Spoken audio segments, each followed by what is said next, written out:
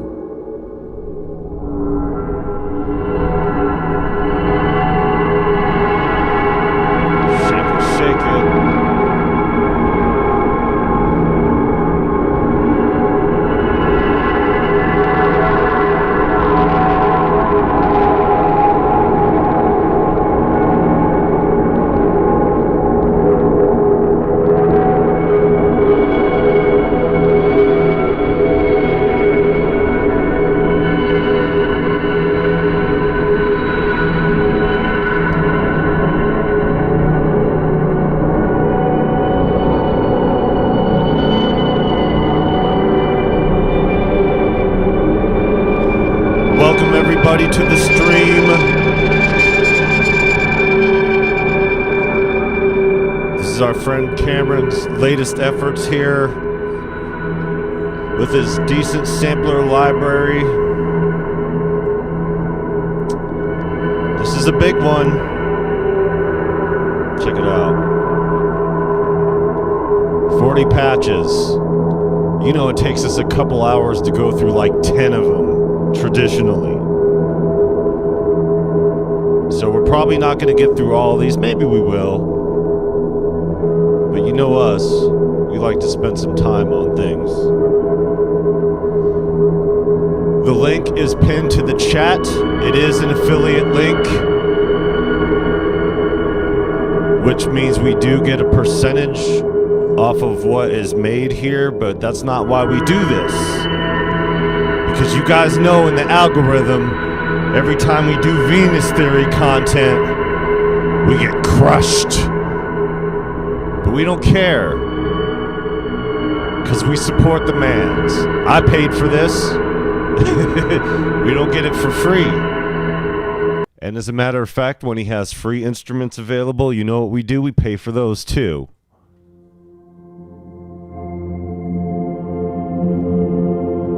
The hardest working sound designer on YouTube and in the industry, I would dare to say. So we support his work, we support his efforts, and when he's got something going on, we like to show it off. Algorithms be damned. Algorithms be goddamned. Why? Because fuck you, that's why. I'm just kidding, y'all. What's good? Welcome. We're going to breeze around this instrument and check a few things out. And then at the end of the stream, I'm going to share a little info about how the day went. Because we had a very interesting beginning. And now we have a whole bunch of extra vinyl. But that's a story for another time. The story for this time is working our way through these patches and seeing what we can hear with this instrument.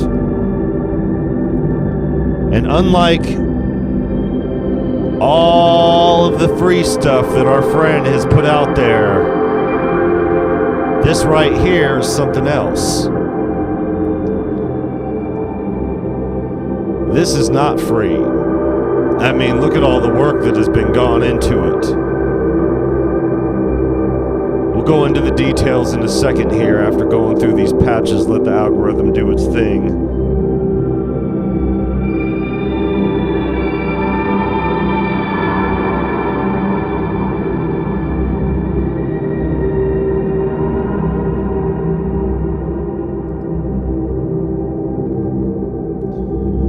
Gotta hold on here. Welcome, everybody.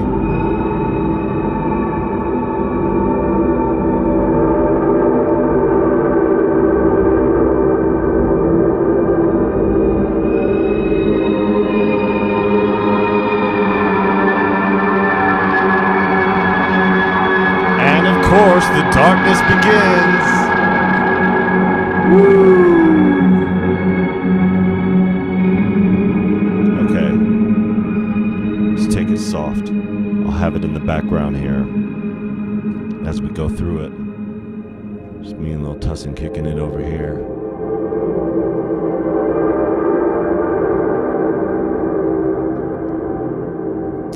So what I'm gonna have to do here is minimize this window. Well, not that minimize.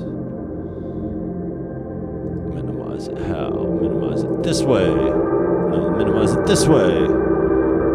And take it in this way. I'm going to have to bring it right up to the point. There you go. Go figure. Alright. My bad, y'all. So, the intro price here is 50% off. Use this code as you check out, because this library here is $40, so you can get it right now for $20. And here, let me show you why. Cinematic Atmospheres Born from the Stars. Phostra is an instrument library born from the intersection of deep space photography and data sonification. by translating the light, gas density, and stellar structures of various nebulas into sound. This collection offers a hauntingly beautiful palette of boutique cinematic atmospheres sourced from the cosmos. This was never a concept of another library of sounds.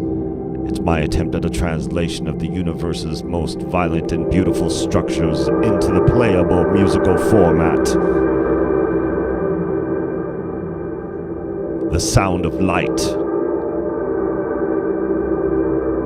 Phostra was designed as a specialized tool for composers and sound designers seeking textures that feel both organic and, well, alien.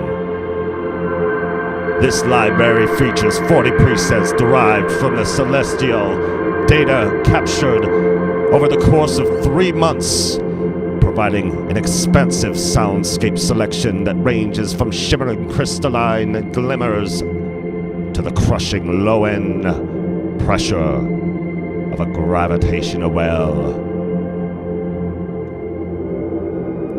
Whether you are scoring a sci-fi epic and want a little spacey goodness, or just looking for unique ambient layers, Phostra delivers a distinctive sonic signature that's quite literally out of this world.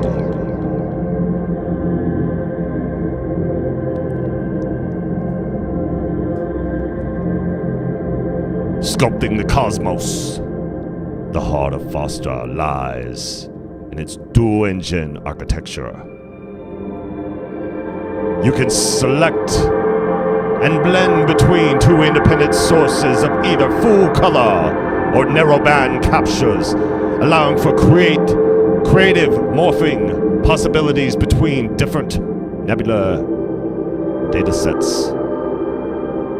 To further shape these sources, the library features a dedicated convolution reverb engine featuring a collection of unusual impulse responsive files designed for surreal, creative timbres, and a stereo offset delay to add depth and rhythmic complexity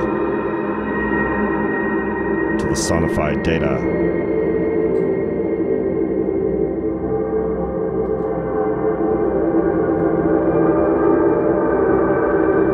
Tornado for the Lord! Welcome. DL! Welcome.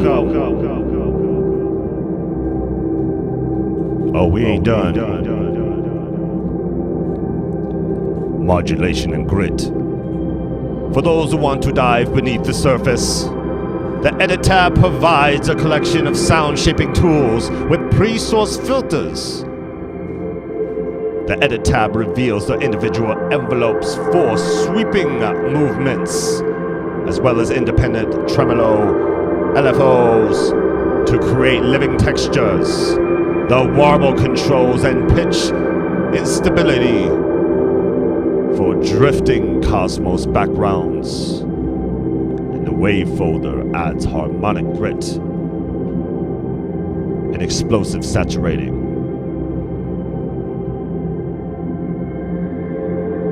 to the ethereal sound of the library. And, of course, there are dedicated pattern controls for each source to displace the cosmic field at your will.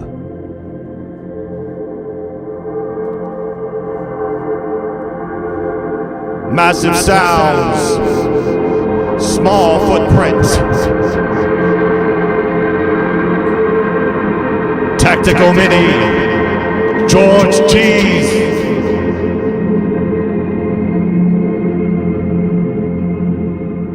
Oh, you just wait. You just wait. It gets thicker. As usual, it's highly optimized to deliver massive interstellar sounds in an itty-bitty package. And it even has a cool spiny thing in the middle that took way too long to make. What more can you want? The spiny thing. So, this is not free. 40 presets. Pretty heavy duty. Intro price is $20. Use the code. Use the link. Help out the channel. Do what you gotta do. But you need decent sampler. It is a decent sampler library. Decent sampler is free. And even if you already have it, make sure you have it updated. I've done my duty. Let's go. How many presets can I get for $5? Well, none. Because the shit costs 20. Alright. Let's push it past. Oh, 2 octaves down.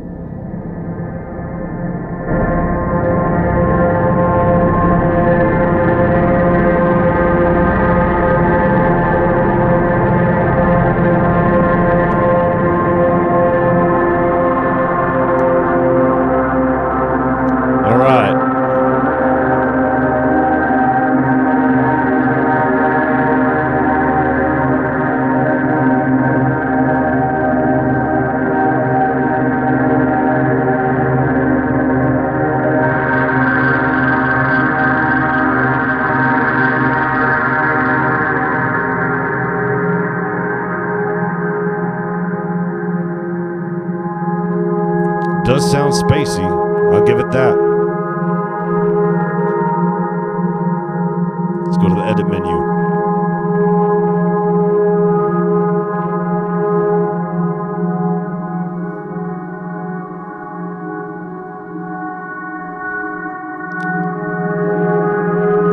See, and that's where the contrast of Cameron stuff sounds.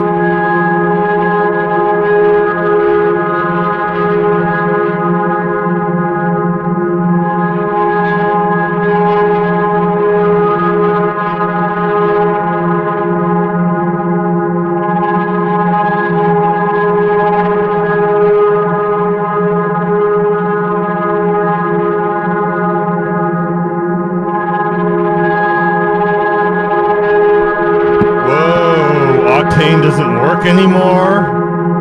Wow. I did not know that. I do not use Octane.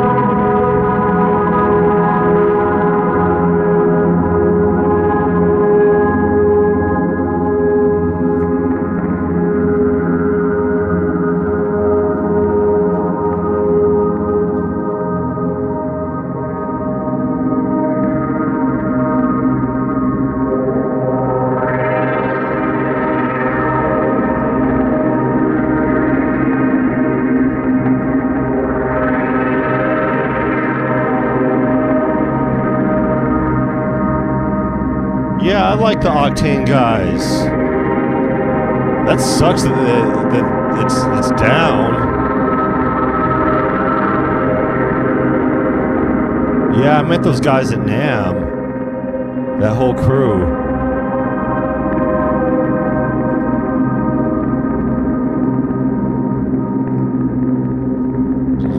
Spiral full color. Okay, I'm gonna go down here.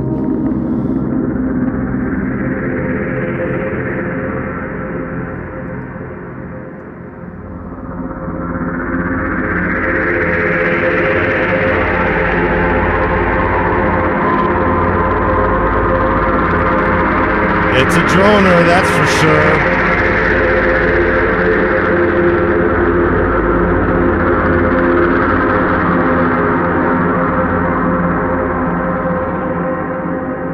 I like it.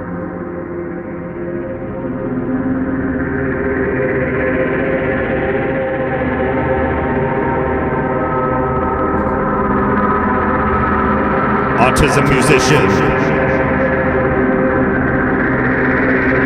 welcome.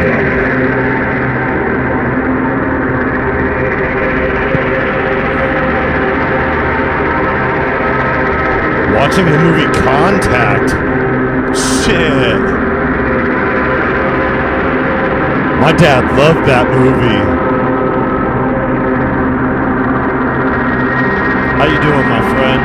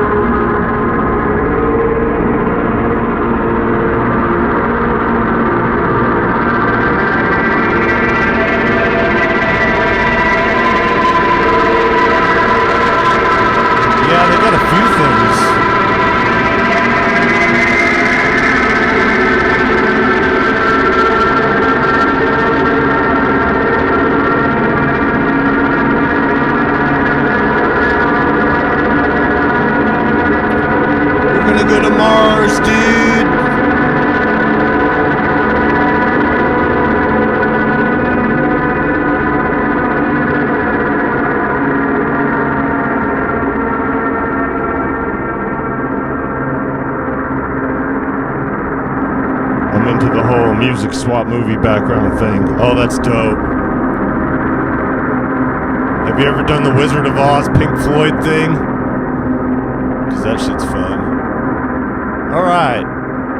I mean, we could just go through all of these real quick, but you know there ain't no real quick to it. Sometimes it takes 2 hours to get through 10 patches. It is spacey.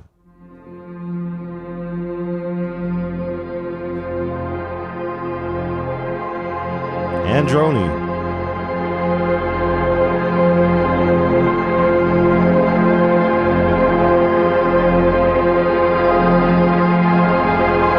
I could see why people think it goes with it, because it kind of does. Even though it doesn't go with it, if you play it on the time, it shifts with every scene shift, so you could make it go with it. And if you're under the influence, you're none the wiser. It goes with it. Because everything goes with it when you're none the wiser.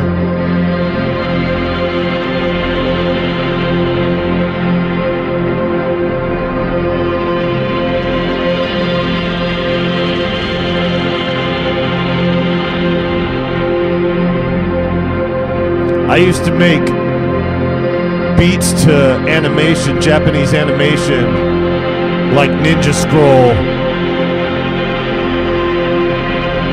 I tell you what, making hardcore to Ninja Scroll is crazy.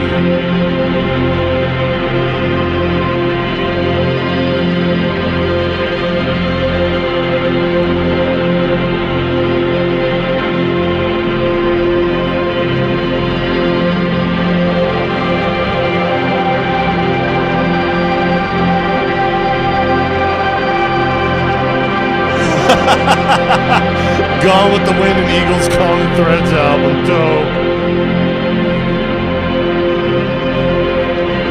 Gotta have a few drinks to really enjoy it. Or a head full of acid.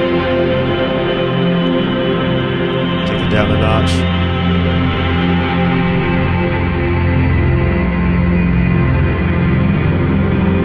Cord it up.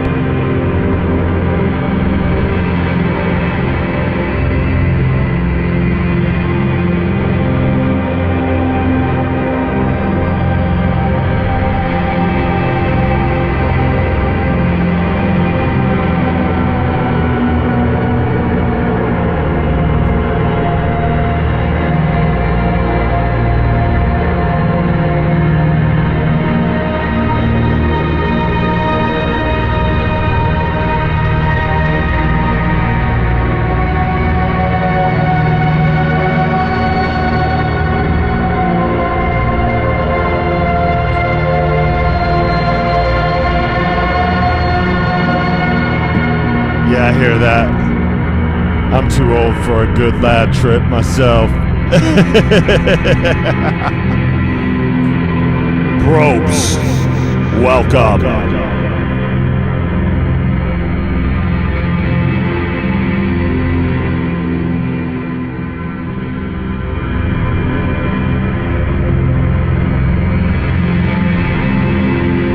Well, to answer your question, yes, I always turn to Cameron's decent sampler instruments all the time. The Arturia has a lot of good ones, Cherry Audio as well, and some UVI.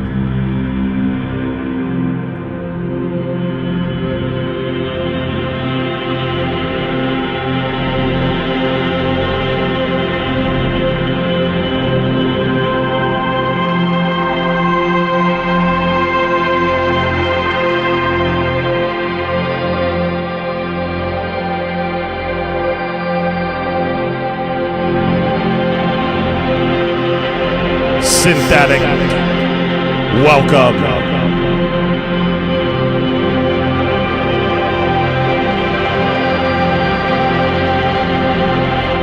Good to see you here, man. Yeah, Cameron put out a big one.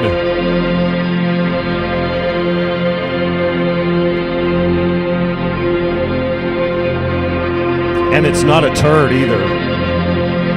They rarely are.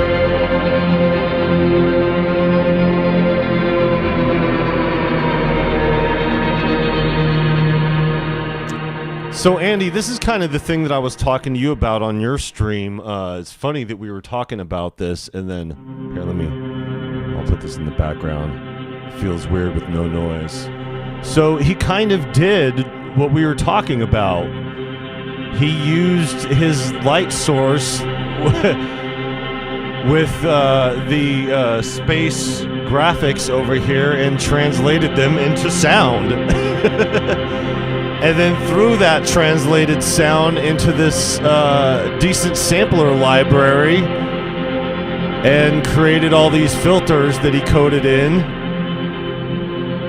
and made one hell of a plugin, it looks like.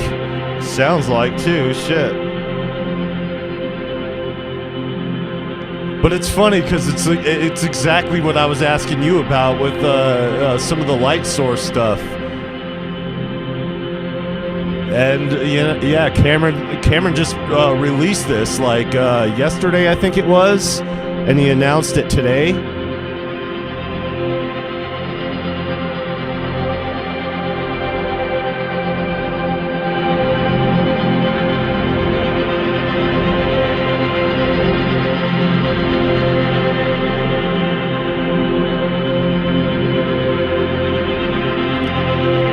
Pretty dope. Yeah, so the link is pinned to the chat. It is an affiliate link, so we do get a cut, but we did pay for this. We don't get it for free. And when he does have free stuff, we pay for that too. You need the decent sampler library or plugin to operate it, which is free. And yeah, Cameron's got all kinds of stuff. I mean, he's got the most loaded freaking library of any sound designer in the business.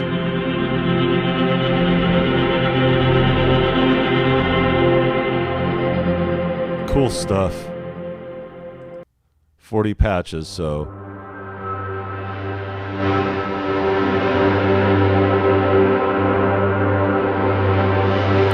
Yeah, it's definitely, ambient buffet. Yeah, it's definitely a droner for sure.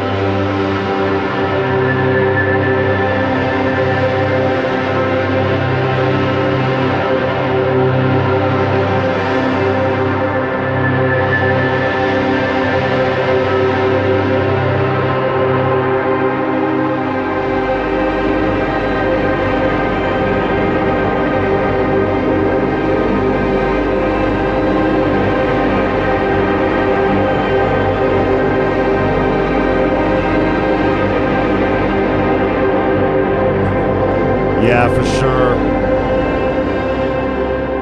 Yeah, we did that with the MPC. Once we started digging into that, we started getting all kinds of sample packs and libraries and all kinds of stuff.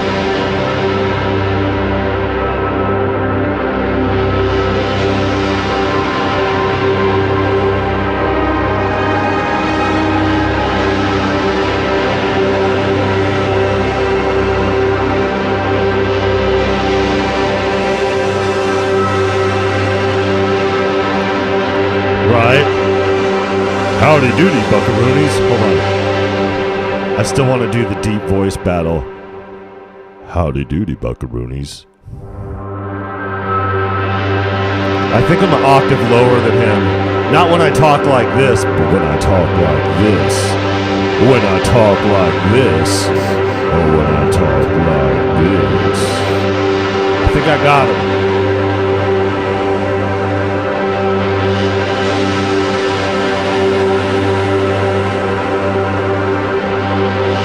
Give me some of that sweet, sweet pap.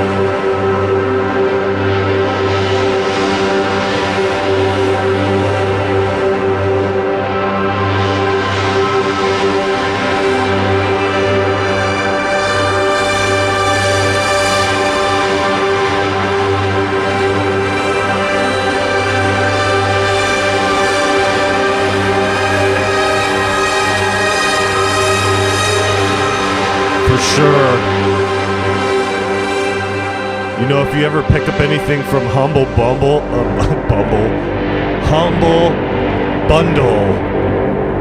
they usually got really loaded sound packs that are like gigs and gigs of stuff too.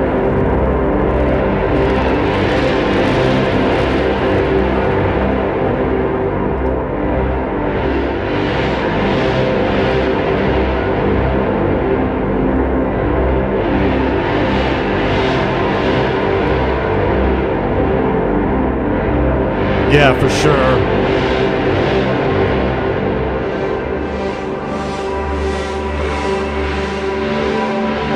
Okay, let me do the time different.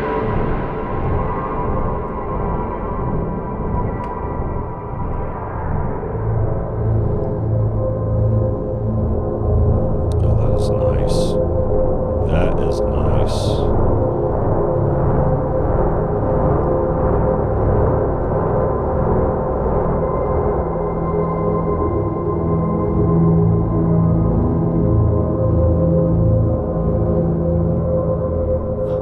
Humble Bundle is the Yeti in Rudolph's show.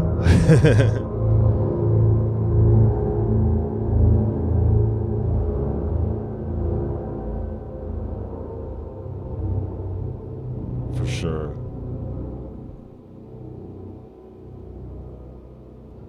All right.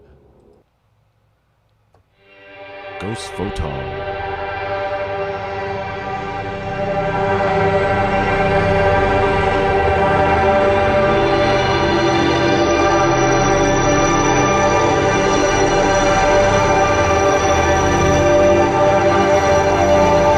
It's a good camera, for sure.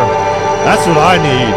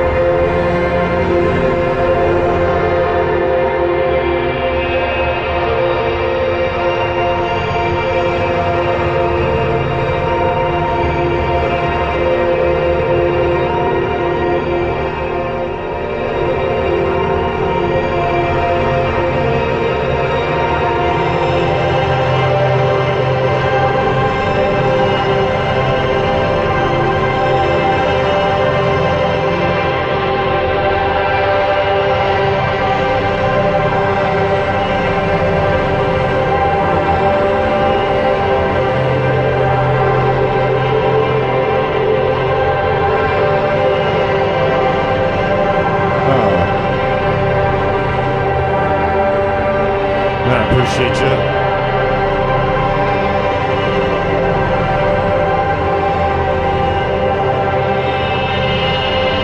Well, outside, when we're doing the mobile stuff, we usually just have the iPhone. But in here is just a 1080. But I wear a lot of black, and this camera doesn't like black. That's why I said it's a racist. But I'm just joking around. It's just the algorithm on it. And it's not alone in that. It's the lighting thing. But like, I'm not gonna sit here and change my clothes or just change my dress of anything just because of that.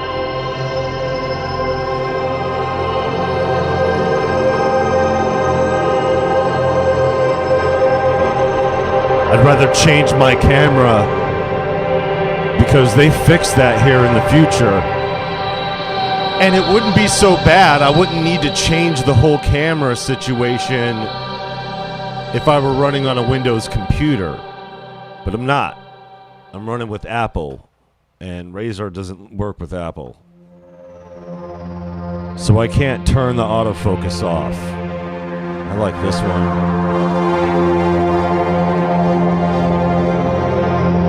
Yeah, word. Video isn't my thing, so I'll save money. Yeah, word to that too. Shit.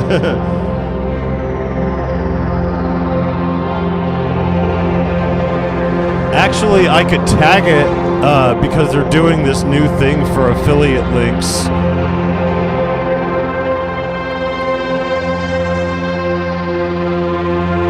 It's kind of weird, actually. I don't know if I want to participate yet.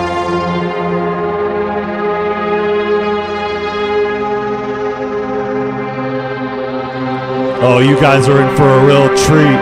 Stick around to the end of this stream. I have such a great story.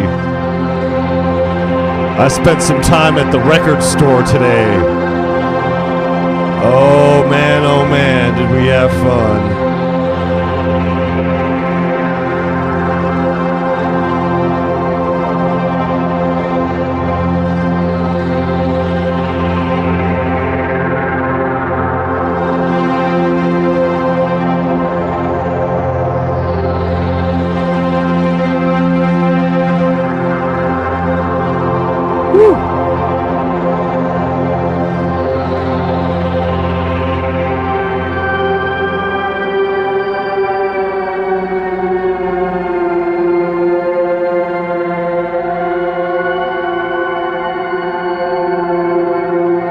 She's a droner.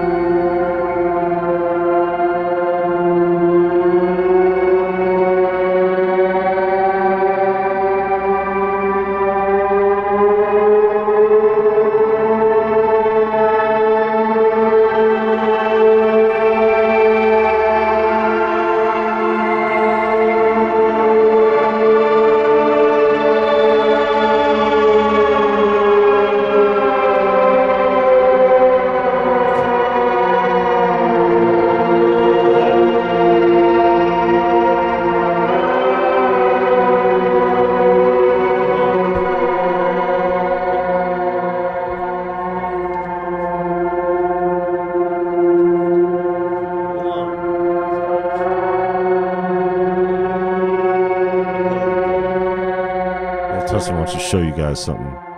It's right here. It's right here. So I'm making my own trading card game, and I made 2 cards. Be right back. I'm gonna grab the second. They didn't see the first one. So hold on. Let me show you guys the second one. And they are the extreme rare cards. They are the extreme rare. So this one only comes in 1 pack.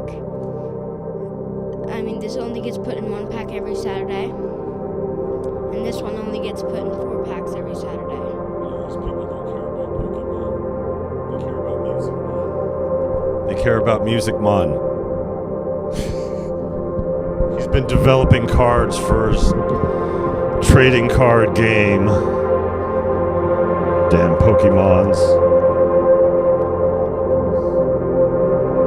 He's going deep with it. That's just his hand-drawn ideas.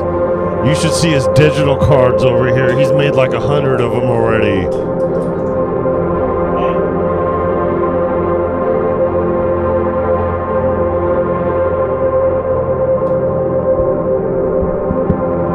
Fun times. Hey, what else are you gonna do while Pops is streaming?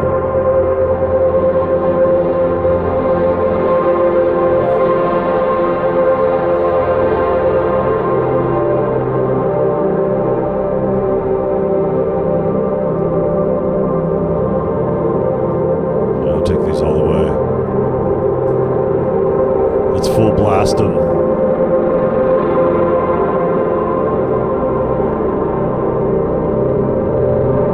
That's how Nintendo started. Word.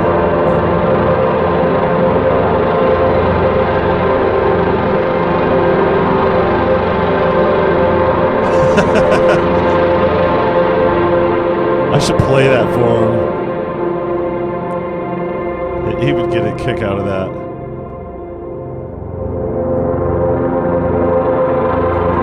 He would get a kick out of that episode for sure. That shit is bugged out.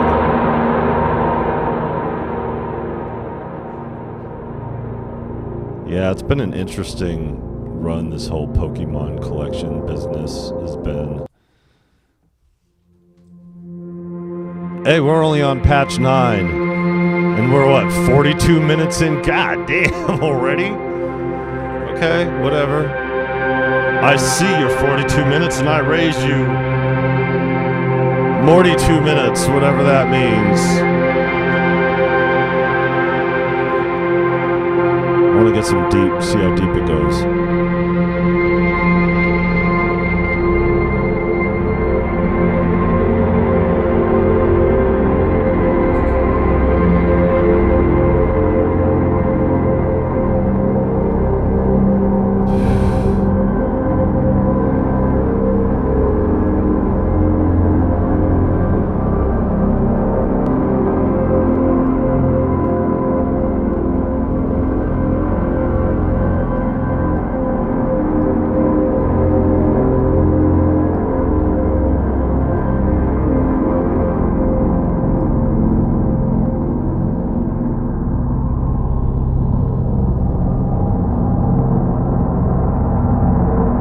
Nice.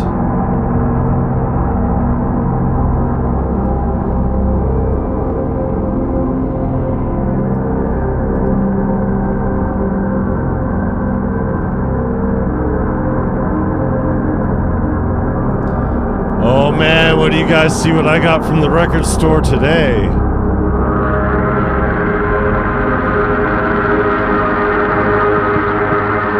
So let me do a little minor review of the topic for later on before we get off a stream here. We are going to be doing a rhythm roulette. I did a rhythm roulette today. I put the blindfold on, and Lil Tussin spun me around, and I picked some random records out.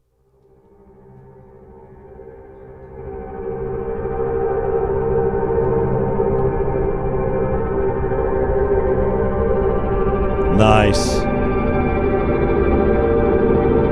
What'd you get?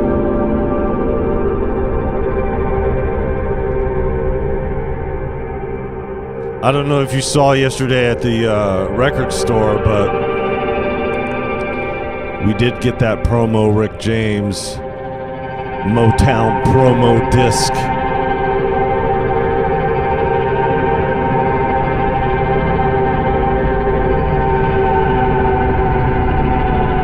God, this is nice sounding. I like the way this drone's on.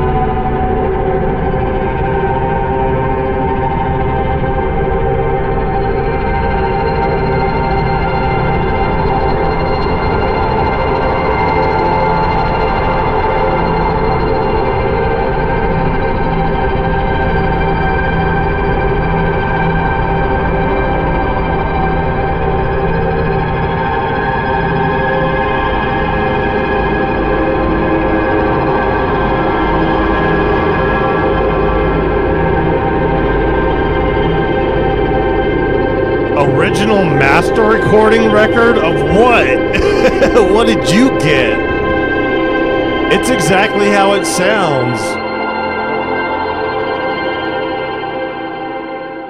So, way back in the day, they used to do the vinyl straight from the session.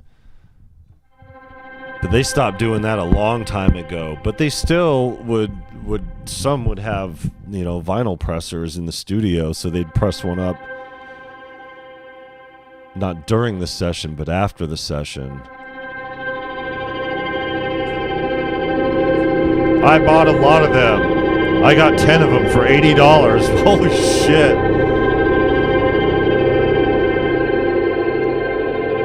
Still haven't answered the question.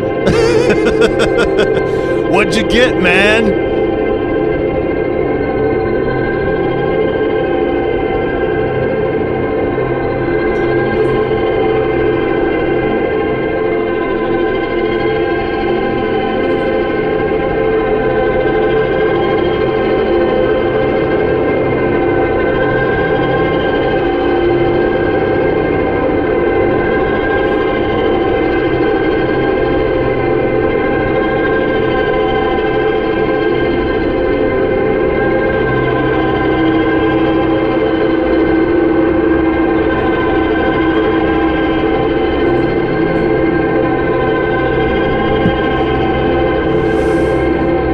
Half-speed stones. Nice. Interesting.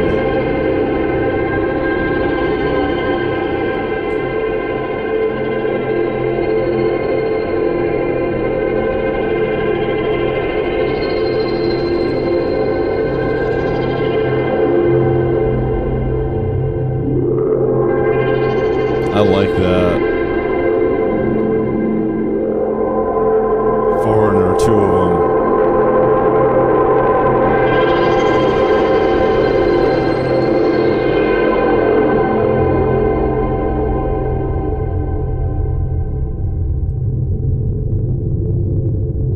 That's not even down an octave. Okay, let's go low.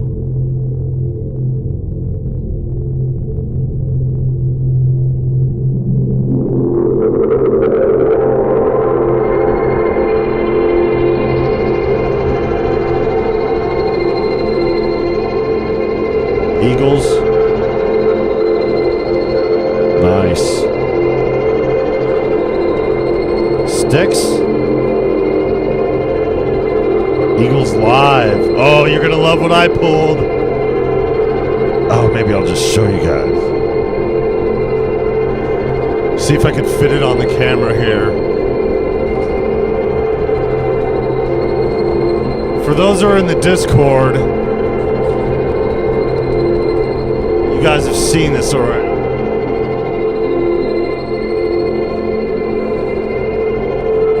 I'm just going to show you the sideways because I can't fit this whole thing on camera. I can't fit any of it on camera. Here you go.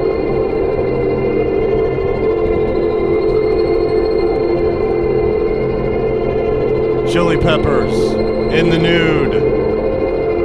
November of '89. This is Lakewood, Ohio performance.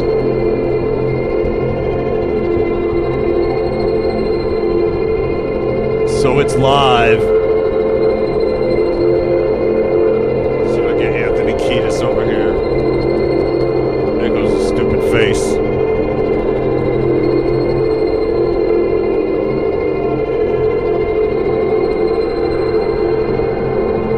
Away now. Yeah, that was before it.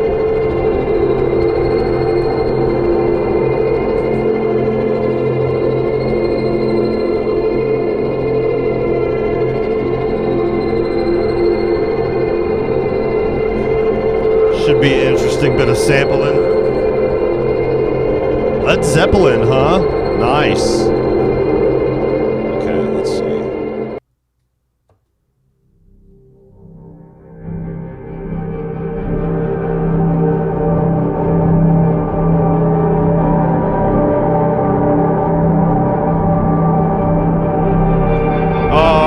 Turntable doesn't play at half speed.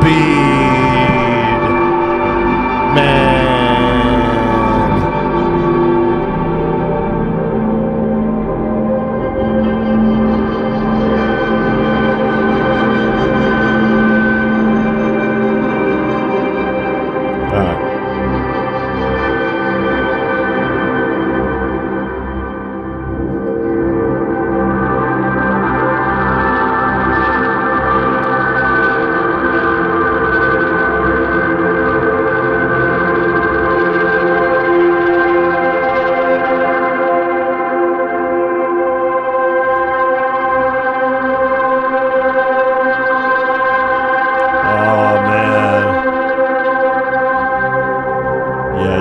one of those that goes all the way.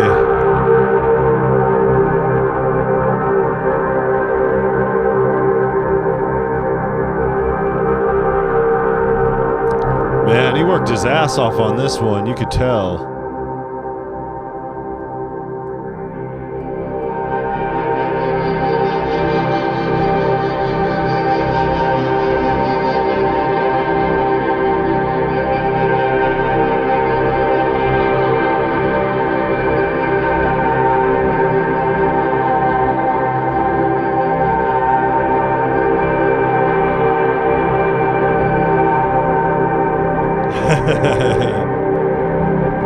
Yeah, I blew my budget too.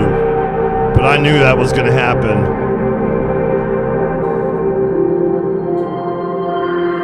What I didn't know is that Mom's was gonna have a budget of her own, and that she was gonna blow that budget too. Yeah, Mom's had me pick up some Tangerine Dream, so she got like 3 new Tangerine Dream records.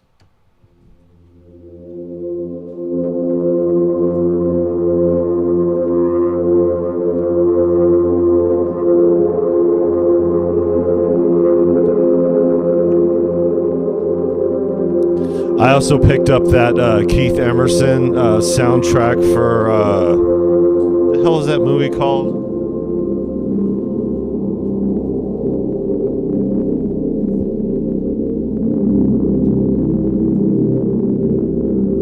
Inferno. I ain't never seen that shit. What year was that? I don't know. Emerson was an old timer when I was born, so.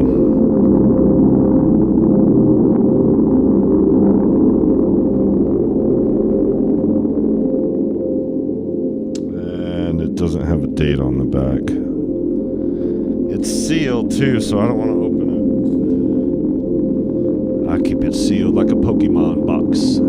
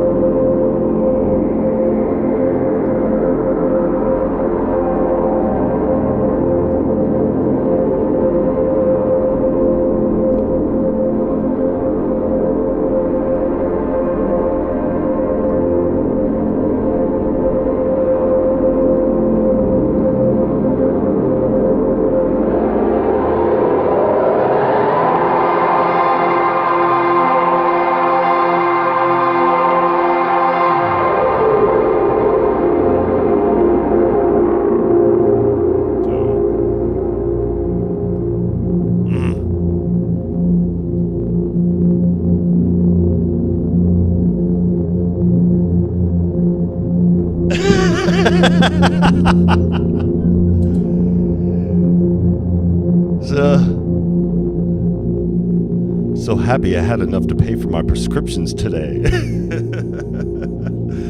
But sad they cost me arms and a leg. Yo, that's the thing about it. Hey, at least you had your money for your prescriptions when you were done with all of that.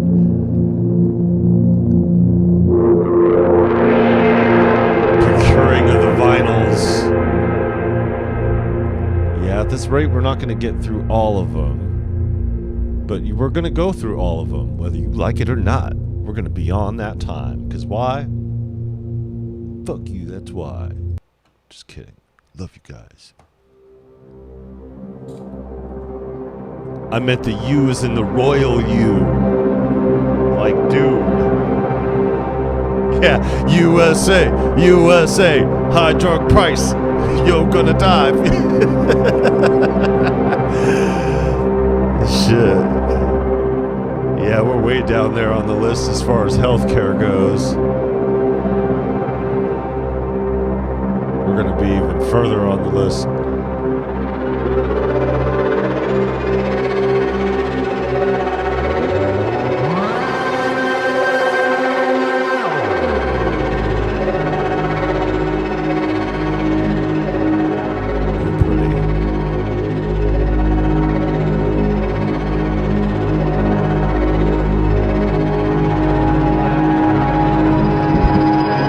Bet you'd be stronger if you had some stem cells in you. But we're not allowed to have that either. Alas, medical costs are exuberant where you are. Yeah, they always have been, actually. I tell you what, for as long as I've been alive, they ain't never been affordable. It's just less reasonable and less affordable now than it ever has been.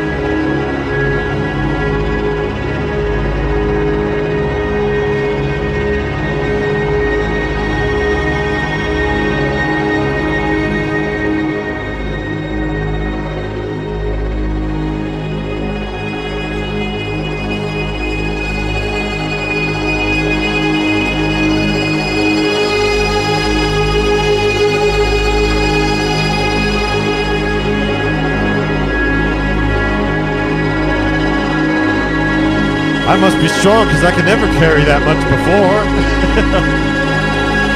It's called tolerance, sir.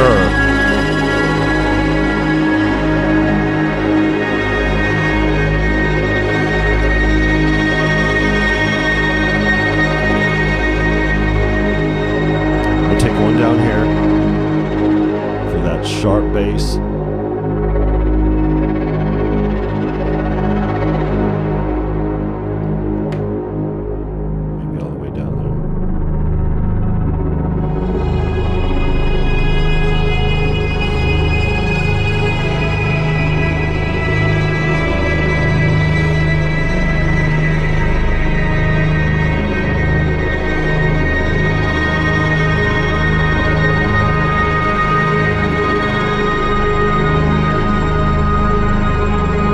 Politicians called gritty drugstores. Yeah, for sure. You know, here in the States, they're all these companies, they're all collectively putting the squeeze on us with their 2-point verification. They're not so subtle increasing costs. The lack of customer service representatives.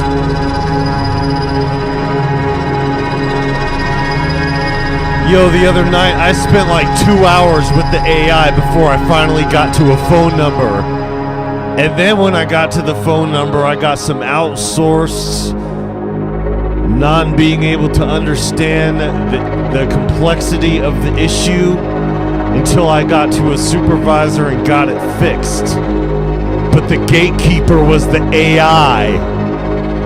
And once I had enough of the AI, I said, hey, we just spent all this time having this conversation. How do I get to a person directly to communicate with them? I need to talk to a person. Right away, they gave me the phone number. I said, well, God damn it. Why didn't I just call this phone number to begin with? Because it's not listed. They make you go through the AI first. You have to know what questions to ask the AI to be able to talk to the person over the telephone. And guess what? They fixed the issue almost immediately as soon as I got to a person. But it took me that over an hour, under 2 hours to get to that person. Putting the squeeze on us. And I said, well, damn this. You know, I used to be able to call CD Baby directly when I used to deal with CD Baby. Right here in Portland. I say right here, but I should say right there. Right over the bridge over there in Portland. Ooh, I like this one.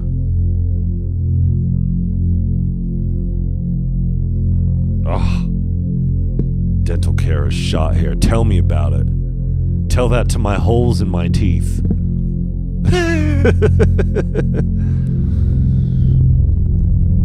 I got 2 holes that I was just like, you know what? I can't even get a bridge on that.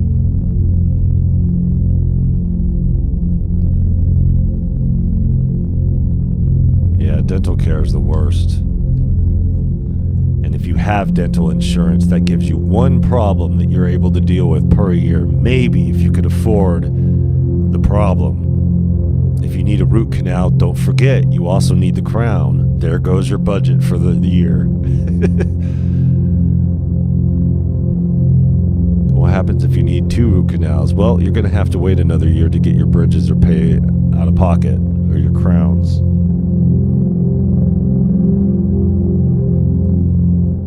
Common vibes.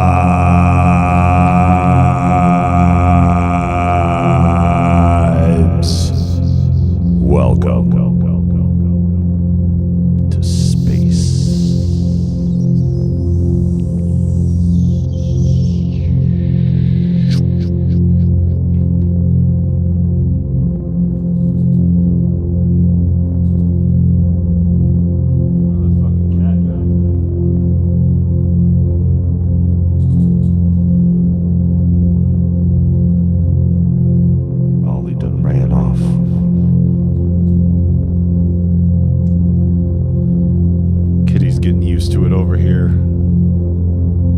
Doesn't like it when we leave. When we leave, she jumps on the desk immediately.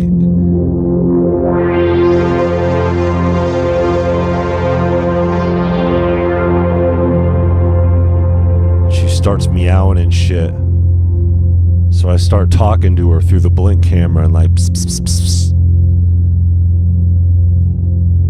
She calms down a little bit.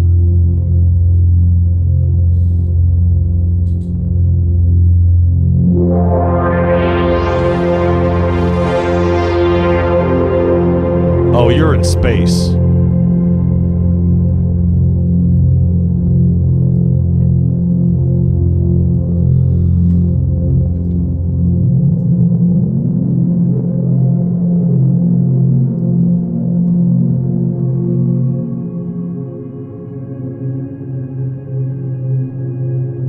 Let's see if I can get this different. Or am I in the front?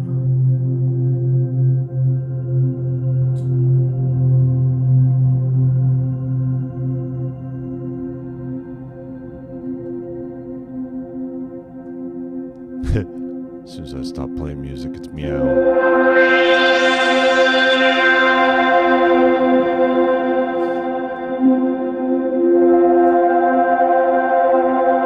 we go.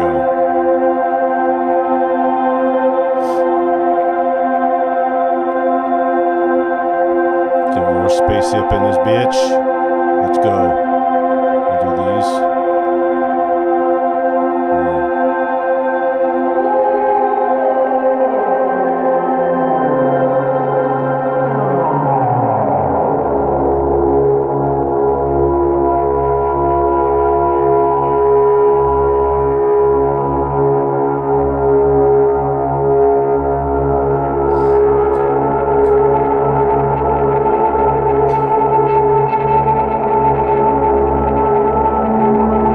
Good to see you guys here.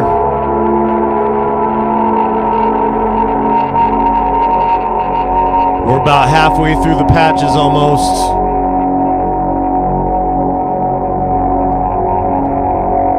Not that we're trying to get through or anything.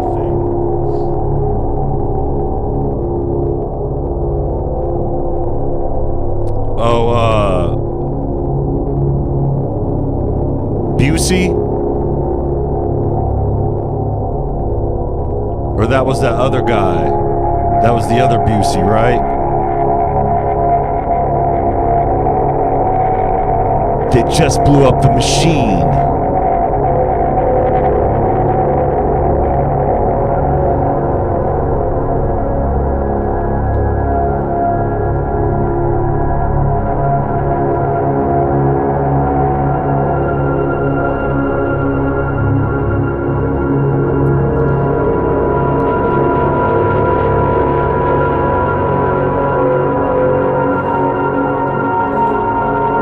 That was his brother, right? Busey's brother. The one who was in The Frighteners with Michael J. Fox.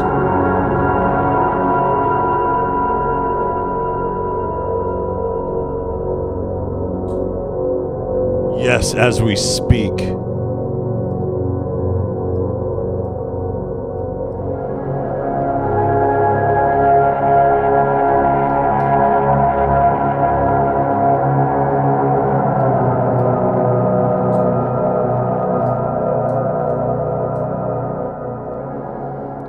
Yeah, my dad, when he got a new sound system, he would always do some tests of the sound systems, right?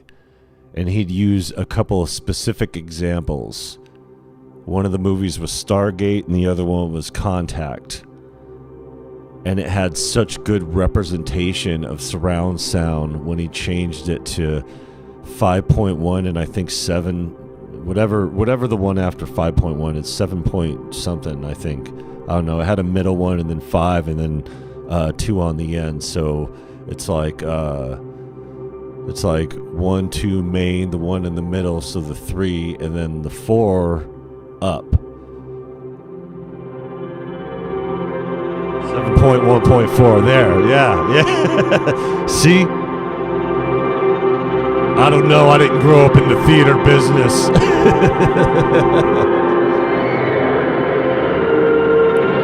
No, but it's dope. Yeah.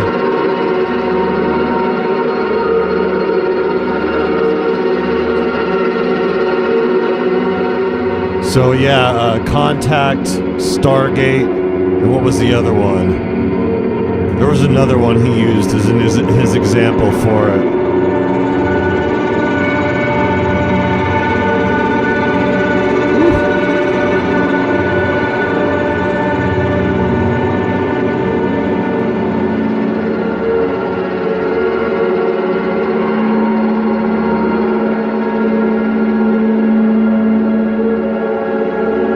Dolby Atmos. Oh, one of those guys. Oh, I'm just kidding.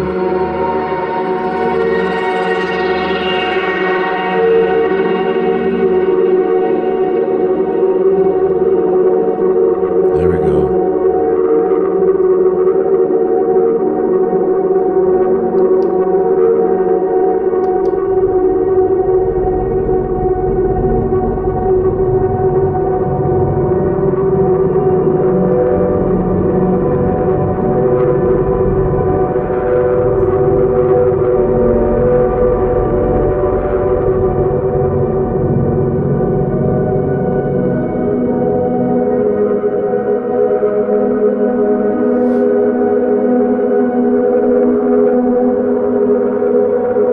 Right here, folks.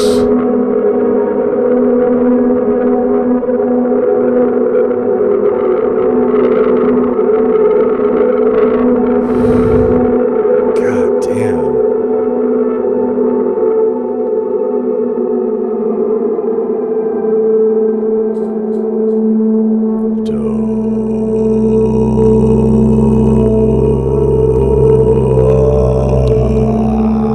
Did you hear my jaw pop?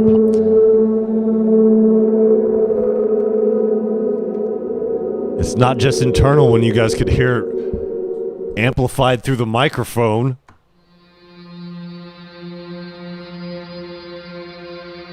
Oh, I forgot about the bass ones.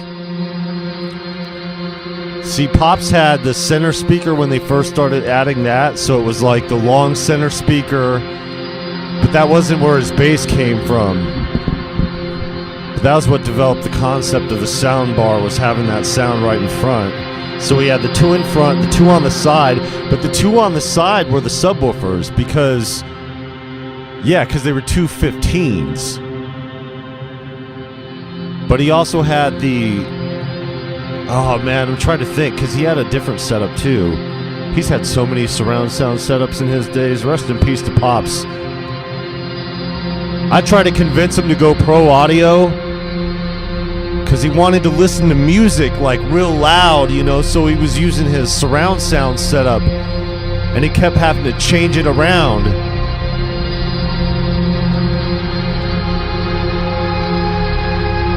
And I was like, yo, Dad, you're going to have to go pro audio, man.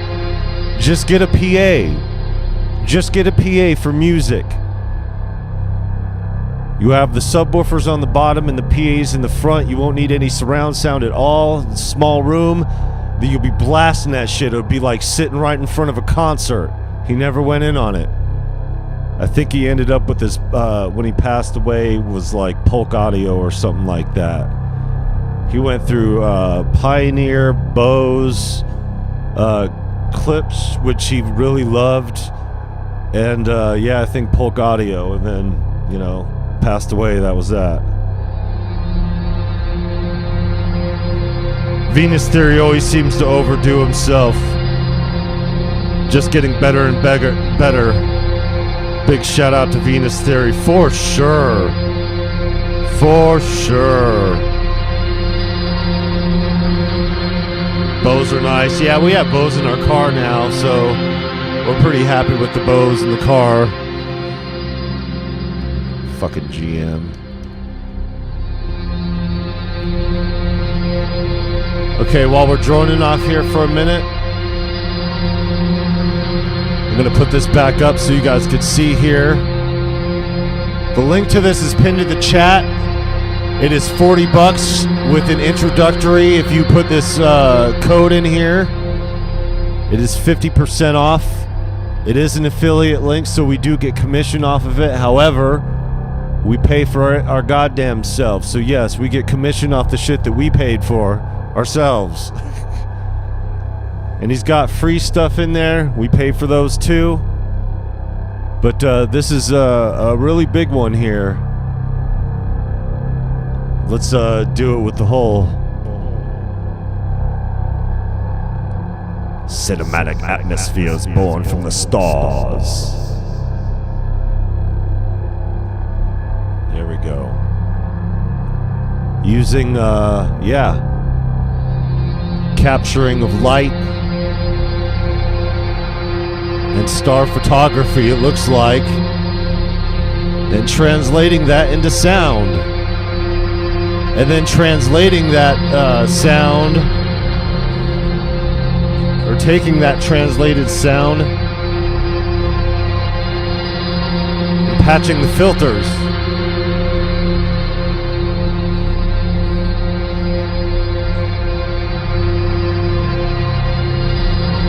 Pretty dope stuff. You guys know the routine. You need decent sampler for this. Decent sampler is free. Make sure it's updated.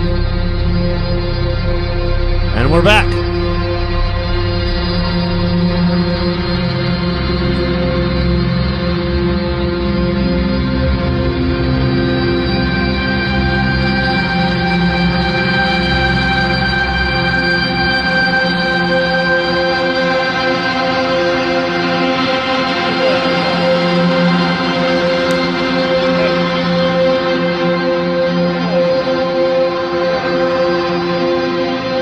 Freak. Over here, 80 pens.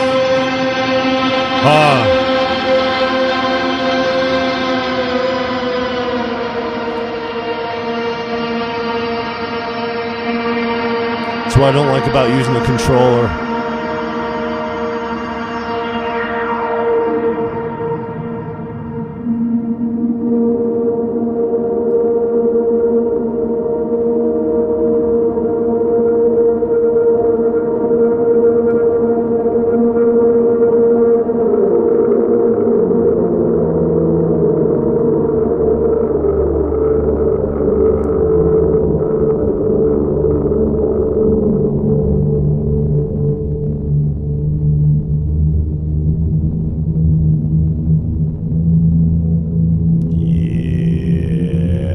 Buddy.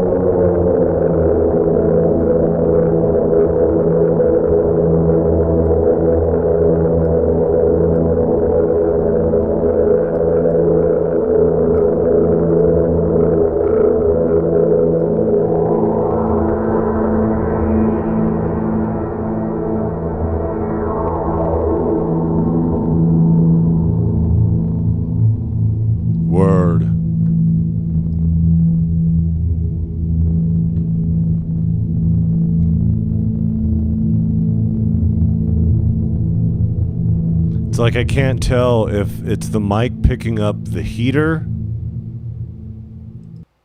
or if it's the sound of the instrument. And it's definitely the sound of the instrument because I'm using the SM58. See you later. I'm gone away.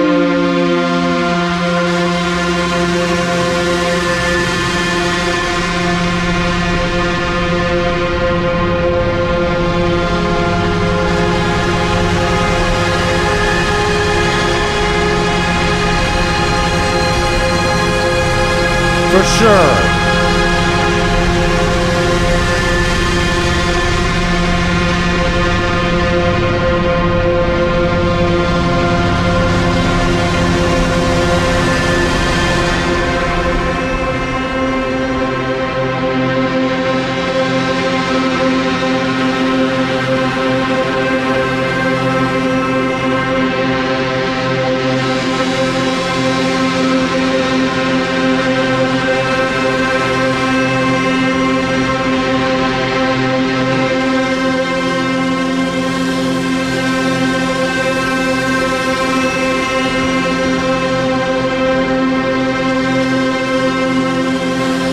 Masters of the universe. Okay, that was a little dramatic. Camera off. Dark matter.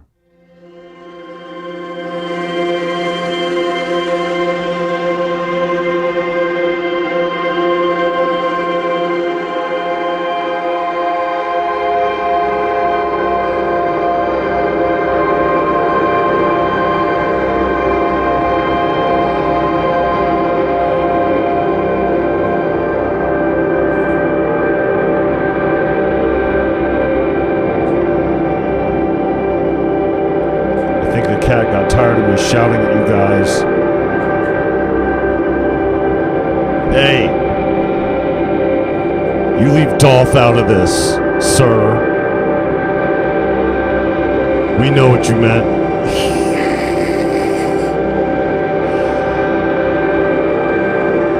What a name, Dolph. Hey, what's your name, Dolph?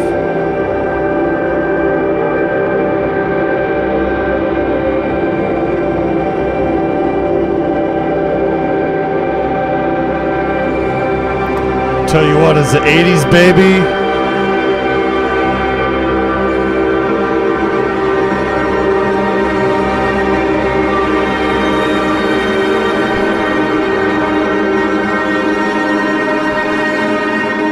You know, I loved He-Man growing up. I really did. But right around the time where I was getting really into it, that I was really falling in love with it, Mom's got on this religion kick and didn't like all the sorcery and magic in it and was like, this is satanic. And I wasn't allowed to watch it anymore. I'm like, what the fuck? And then all of a sudden I couldn't watch one of my favorites. And then she started looking at Thundercats and she's like, you know what? Thundercats is kind of like He-Man. That's satanic too. You can't watch that either. Like, what? And you know when you're 4 or 5 years old, Mom's controls all the remotes, so it's not like you could hide it and watch it while she's not looking. That comes later when you're like, way different age. I tell you what though, yeah, she boycotted Smurfs. I could tell you all the shows that we weren't allowed to watch all of a sudden. And it was He-Man, Thundercats, Smurfs, fucking Care Bears. Fucking Care Bears because the enemy. We were good on Care Bears for a minute, but just all of a sudden it was like, no. But Star Wars was still cool with her. What are you gonna do? Single parent and all. Had to say yo to my man. Got a hot potato call my name, but we'll catch up with the crew later. Word. Wisdom Joint. Welcome.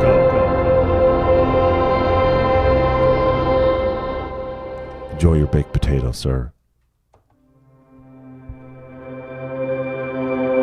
All right, we're halfway through.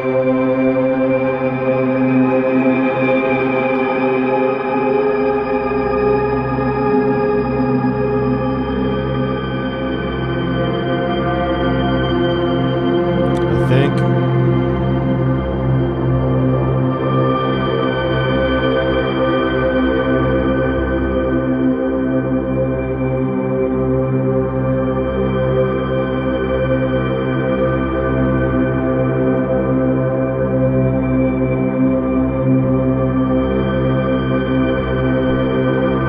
No, I didn't really watch them, but I tell you what, I did watch Centurions.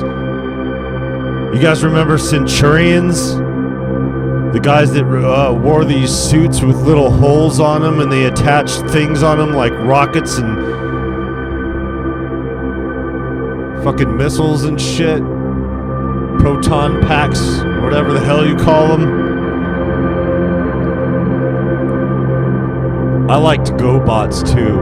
I like GoBots because they shot stuff out of their bodies, unlike Transformers who had to pick up a gun or have a gun attached to their whatever they transform into.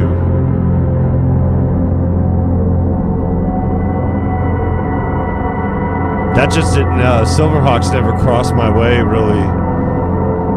Maybe it was Access or something like that. Nope, didn't see those. We're about the same age, aren't we?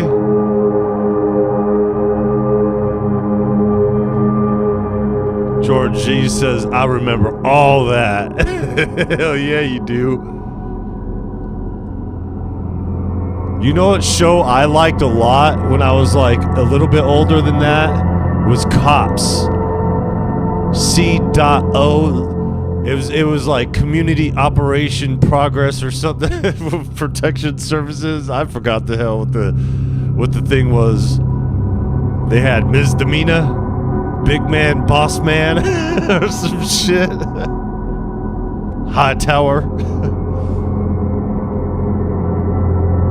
Oh, I was in Mexico. Okay, yeah. Well, that explains it. Shit. I wondered that growing up when I was a teenager, because that's when I, hung out in the hood with the homies and shit like that. And they were enjoying like cartoons that like I watched when I was real young, and I was like, "Hey, why are you guys into these cartoons like this?" They're like, "This is all we have in Mexico." And I was like, "Word?"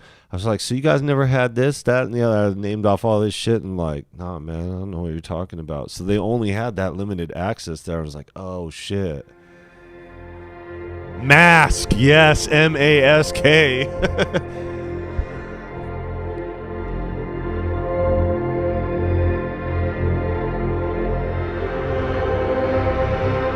Don't they know anything? Command doesn't start with the K. Yay. Mask. Yo, I had mask sheets. I still have them somewhere around in storage. I have mask sheets. Sheets.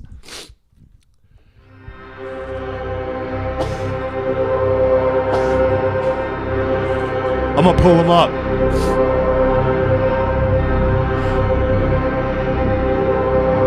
I loved Masked. Yo, sorry, we're gonna take a detour here. We're gonna take a detour here. Gotta see this. Okay. I'm getting ready to type on my fucking thing. Okay. Mask cartoon. Alright. Don't they know anything? Command doesn't start with the K. Yay. Mask. Yeah, when this is it right here. That wasn't the fun part. Let's go to the fun part. No, not the mask, not that mask. This mask. The trucks that shot missiles. Man, these toys were crazy. Yo, and this car that flies. It's like a Firebird and shit, like a 80s Camaro. And then the helicopter, yeah, me and my brothers had all these toys. Yeah, the toys.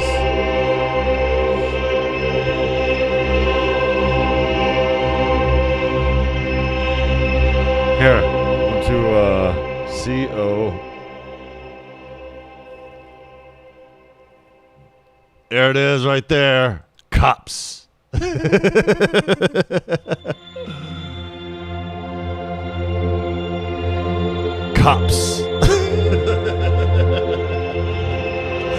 The whole collection.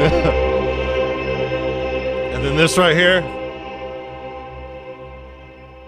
What, hold on. Wait. That's Centurion. Okay, I spelled it wrong. My bad. Here it goes. Centurions. The crazy. This dude was crazy. Yo, we had all the cartoons in the 80s.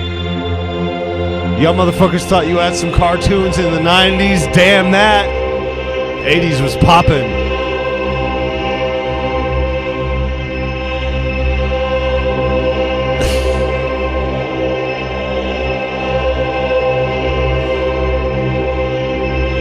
Yeah.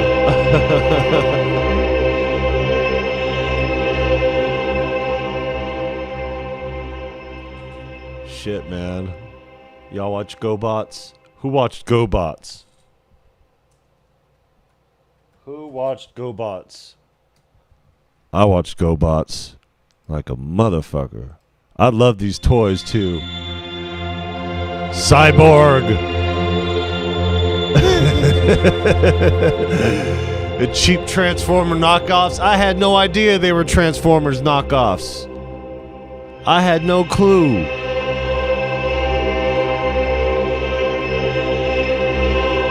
GoBots.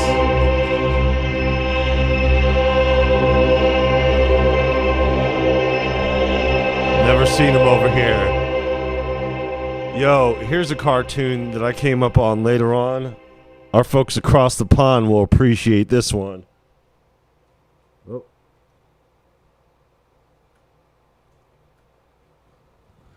Danger Mouse.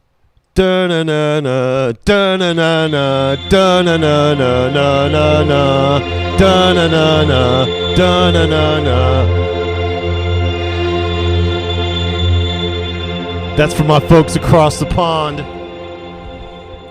Yo, when we got free cable at one of the apartments we moved into, Danger Mouse was all over it, and I was like, damn. Yeah. Shout out across the pond over there. That was an English cartoon. Da-na-na-na-na-na-na. You know, they redid it on Netflix. There's 2 Danger Mouses. It came back in like 20-something. I don't know. Whatever. All right. Back to the juice.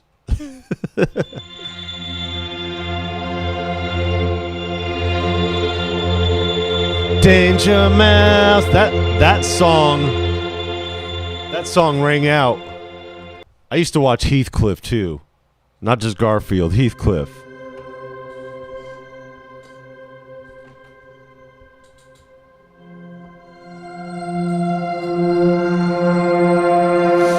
My Saturday morning cartoons when I got a little bit older, when I was in like kindergarten, was like Garfield, Ninja Turtles, Heathcliff. That was way back when. Inspector Gadget.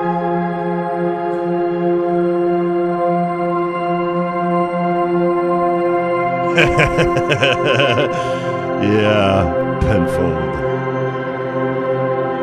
That cat was ready to fight at all times. Yeah, so were all the others too. That was a rambunctious group of characters.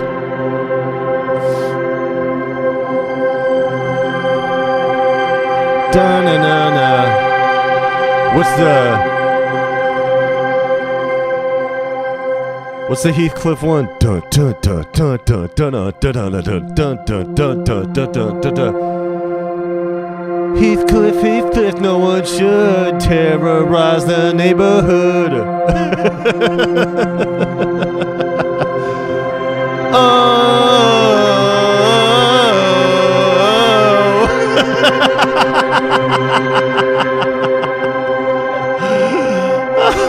shit. And then that car turned into a raft and just started floating away. Pac-Man Ghostbusters the cartoon. Ghostbusters the cartoon, yo. Yo, remember that MC Hammer cartoon, Hammer Time? Yeah, he got one too. Bill and Ted's Excellent Adventures. Yeah, we're going into the 90s now, but that shit came from the 80s. Hammer Time maybe came out in the 90s, but it was barely like 90 or 91.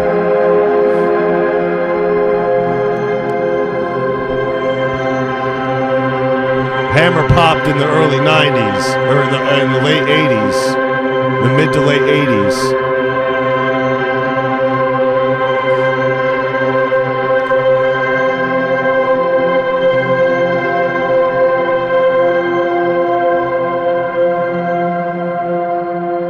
What are some other good ones?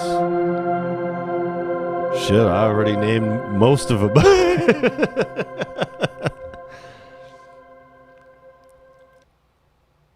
What were you guys' favorite cartoons besides all those ones we just mentioned?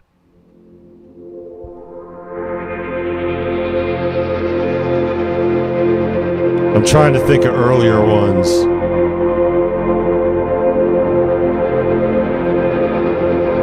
Ghostbusters try to fight the boogeyman. That motherfucker's scary, huh?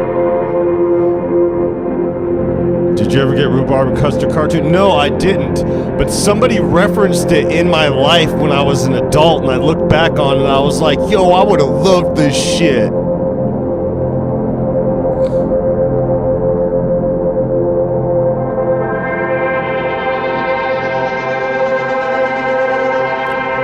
They have the Super Mario Super Show.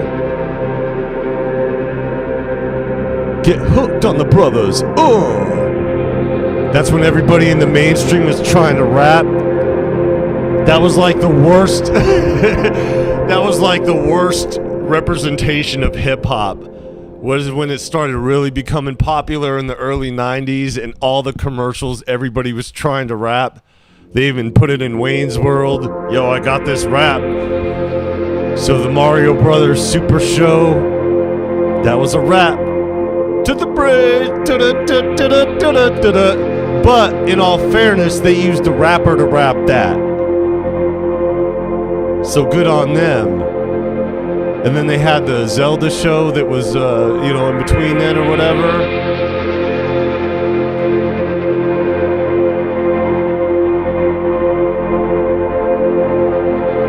G.I. Joe, yeah, for sure. Introduced me to DNA before it is even spoken about. Word. Yo, hey, but at least the cartoon was on point. Screw the skits. But in all fairness to the worst Mario of all time, you're talking John Leguizamo and that goddamn show. That Super Mario Brothers movie with Anthony Hopkins and shit. That shit was wild. That was the worst representation. They should have used them two guys, Mario and Luigi from the Super Show, to play in the movie.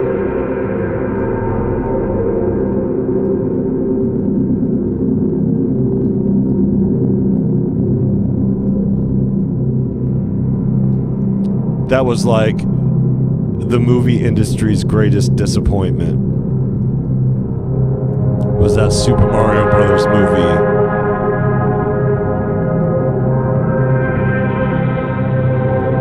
Oh, I like that.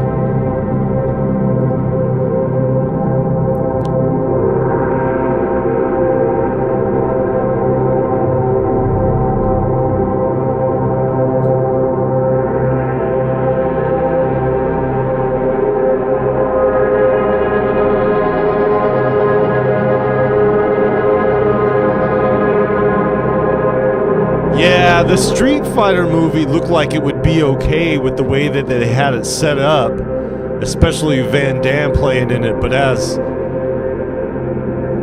the character he played, yeah, it was weird. And then they made the video game based on the movie. That was bugged out. You remember Snorkels? Who remembers Snorkels? I forgot to mention them shits. Snorkels and glowworms, Cabbage Patch Kids. Lots of drug references. Yeah, these were all hits of ecstasy at one time in the late 90s. Shit. Before they started naming it after cars. I think that was Sammy the Bull that did that one.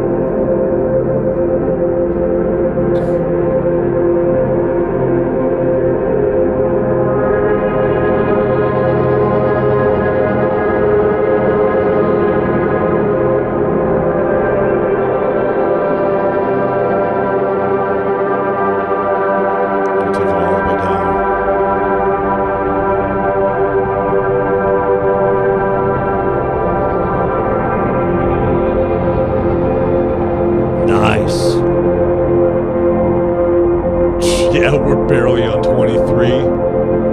That seems about right. Abyssal. Yo, he be naming his patches like I did the Mini Freak ones.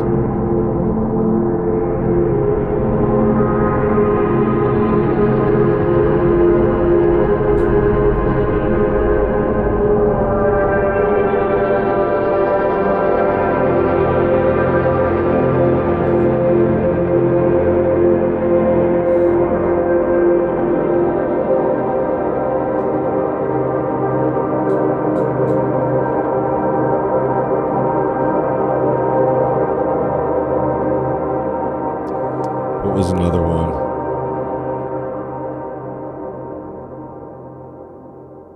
Man, I like that patch. Cold Fusion.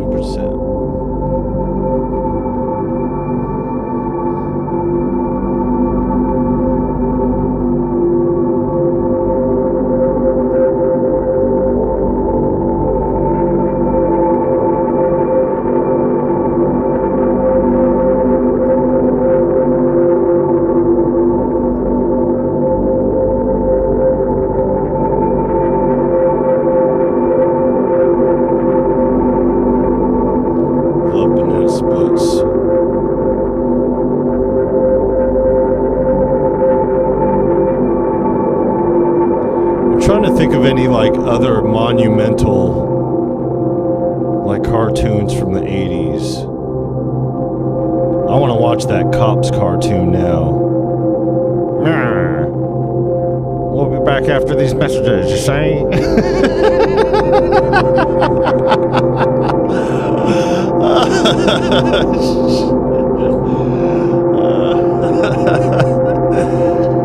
What the fuck?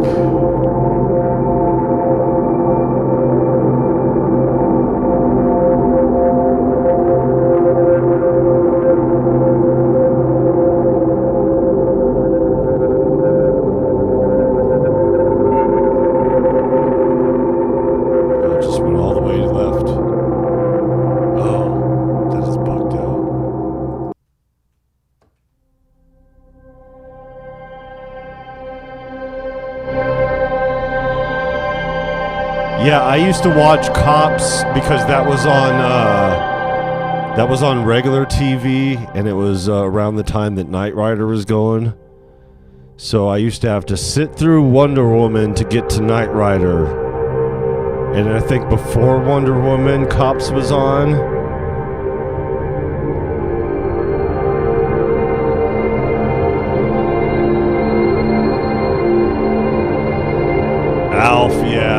mouth was a big one.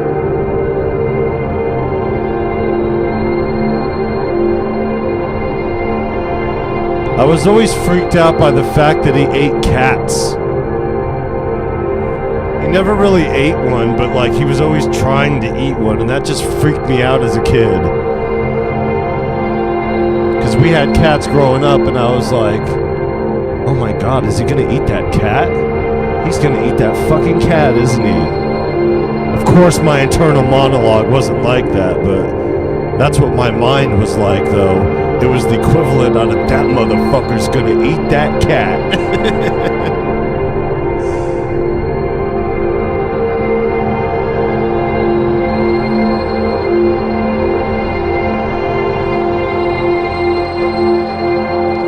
I watched the old school Adam West Batman.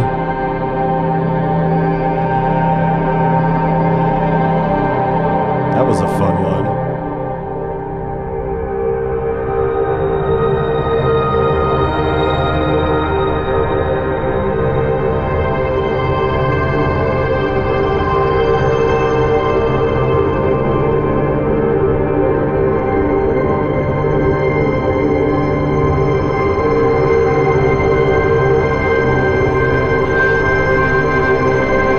Oh, this is a droner for sure.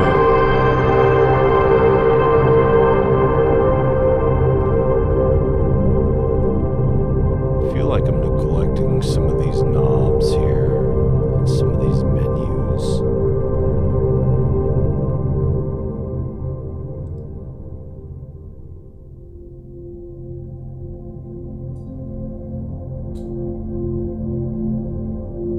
Yeah, OG Batman was fun.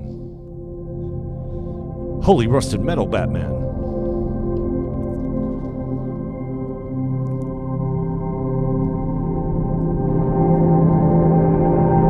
I liked how Adam West Batman was all Captain Obvious all the time. So what you're saying, Robin, he just spells out the whole plot.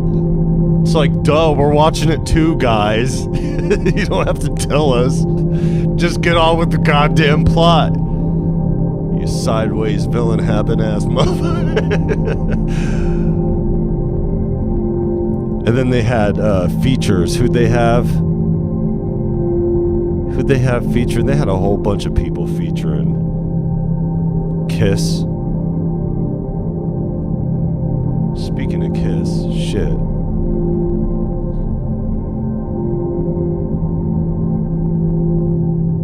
As an adult, I always heard Batman was getting all the ladies backstage. Yeah. He was freaking that Bat-Tusi. His little dance. His little bat dance.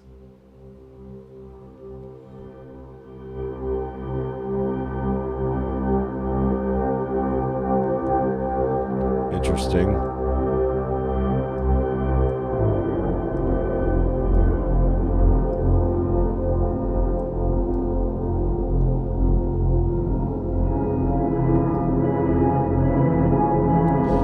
I love how he became a regular on Family Guy as the mayor. Nobody messes with Adam Wee.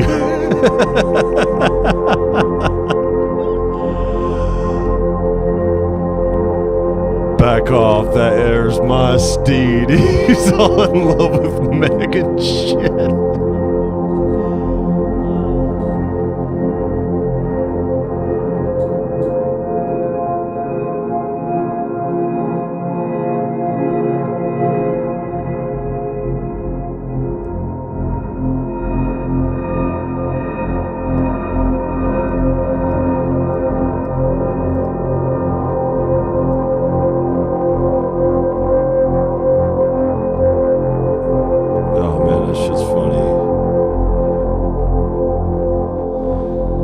Definitely don't make them like they used to.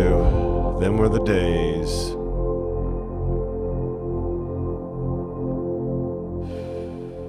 '80s days.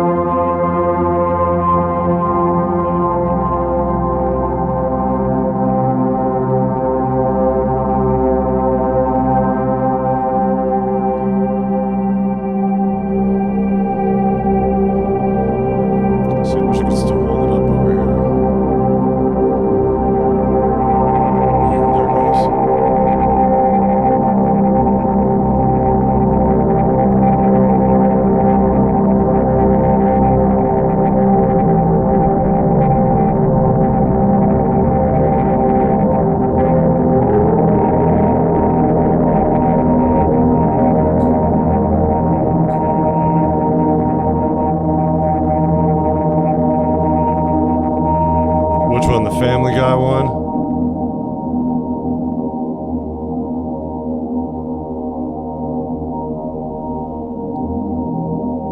Lil Tussin's been singing that lately. Now that we have access to regular television, Family Guy's on all the time. Oh, the OG Batman theme? Dope. Pascal Gabriel Batman theme from the 90s. Okay. Word.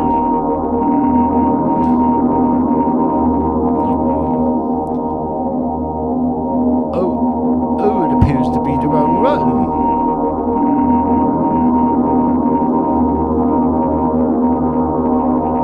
Imaginato. That's what I keep forgetting about.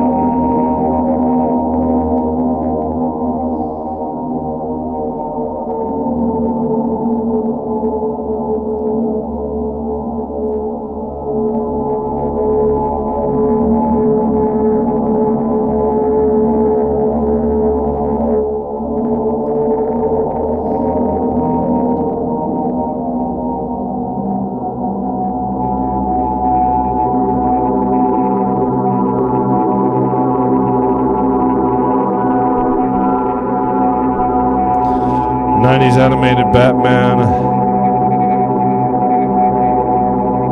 Hands down, favorite music and show. Yeah, that was a good one. The Batman animated series is like the best. It's like the perfect representation of Batman in all its glory. That's the one that Mark Hamill was the Joker, right? The animated series? Or did that come later? I forget.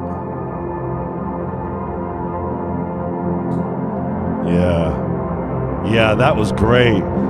It's funny because I watched that whole series not knowing that Mark Hamill was the Joker, and then I saw an interview with him later on as he was in the booth voicing the Joker, and I was like, holy shit, Luke Skywalker was Joker this whole time? It was like a big reveal. Because I didn't watch it seriously. It was just on and off, because it was kind of after my time. I was already favoring going outside rather than watching cartoons. But I always loved it and respected the show. I was familiar with it because it was still on and I watched it. But man, when I found out in the 2000s after watching that shit, it just blew my fucking mind. I never knew either. I was like, yeah, shit. What a talented voice actor, man. I never knew that's how he made his living afterwards.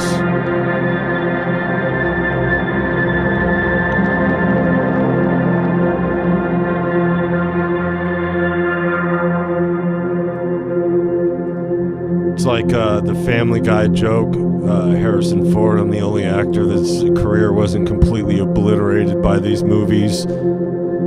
Well, I know Carrie Fisher was in a couple things, but that don't count. But Mark Hamill? Damn, he had a illustrious voiceover career. He didn't even give a shit about all that. Good on him.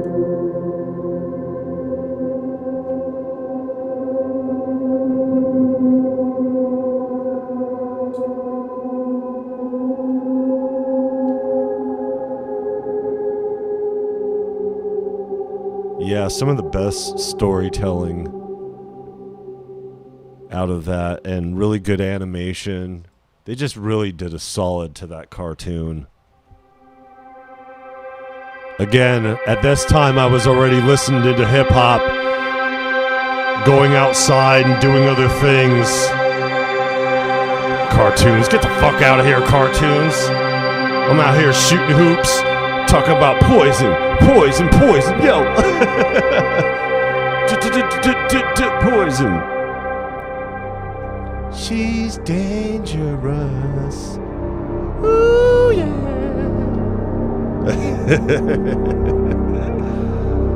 Had the boombox on the basketball court. Talk about dribble.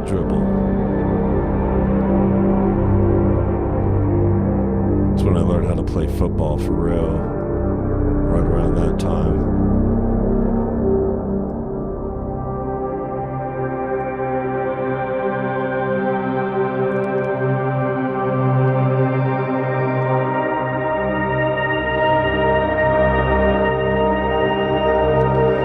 Actually, I think Batman, the animated series, I think that was the last cartoon that I respected. Because The Simpsons was already out during that time. And out of the younger cartoons, I mean, Tiny Toons was cool. I love that shit. Okay, gotcha.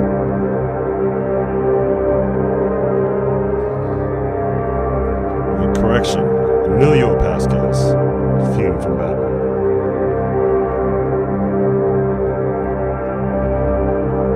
I say Pascal's. Hanging out with too many Caucasians lately.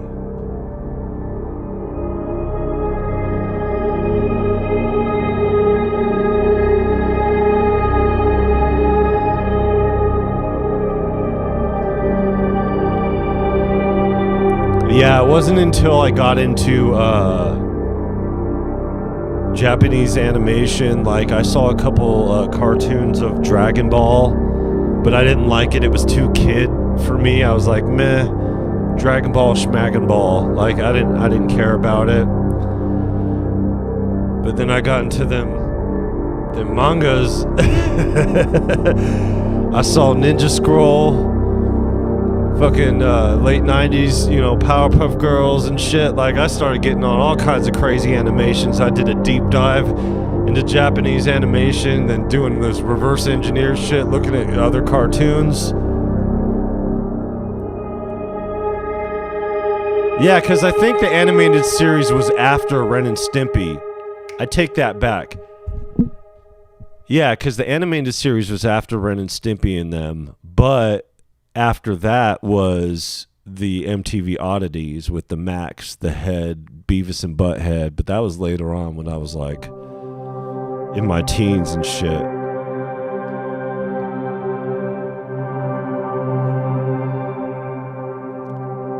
Ninja Scroll still kicks ass, yeah. Yeah, take care, Rob. Appreciate you coming through. Yeah, man, fucking Ninja Scroll is still my all-time favorite. It can't be topped.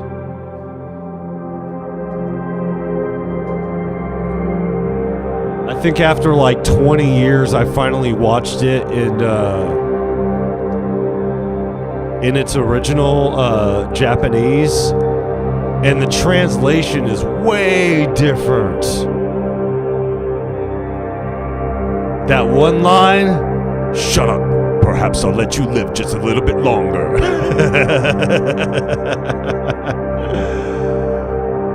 Yo, he says something totally different.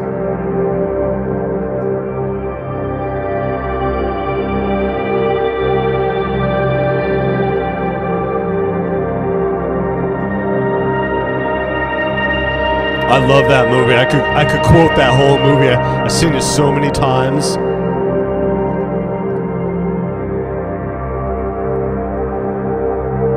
They used to play it at raves too. Fucking intense. Try frying balls with the projection screen with all this bloody Japanese animation. Whew.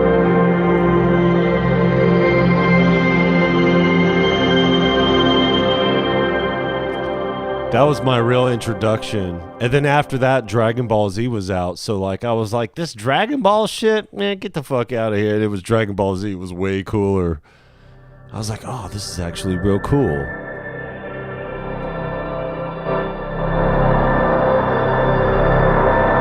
Vectors.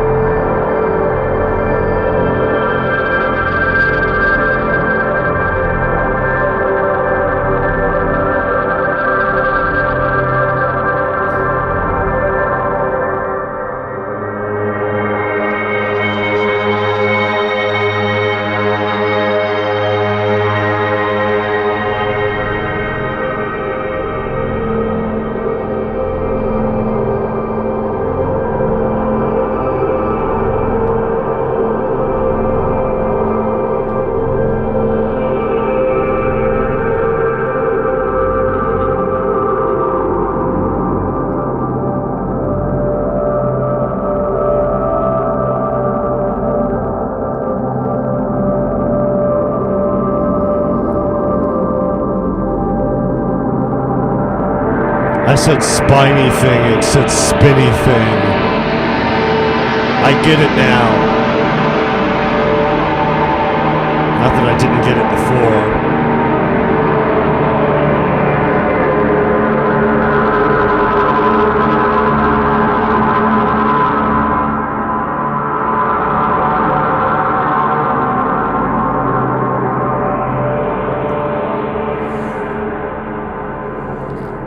All right, 10 more to go. 2 hours in. Not bad. I mean, it's a great VST. I got space age for days on this. You know what? I found Cameron's instruments to be a lot more practical than I initially thought. Like, I've used a few of his stuff, even his UVI stuff. Oh, that's an interesting little creep. Ooh, I like that.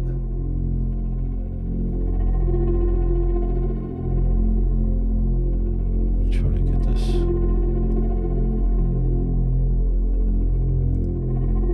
I'm going to do just a little bit more sustain and release. There we go.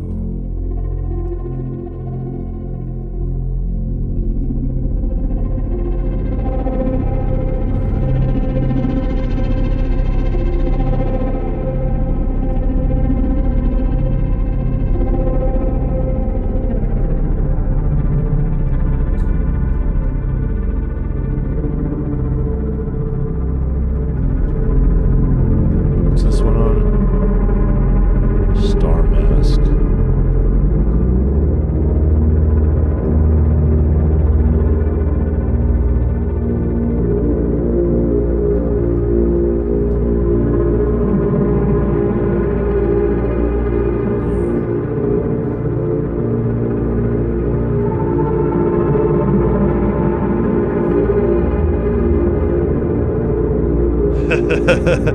Yeah.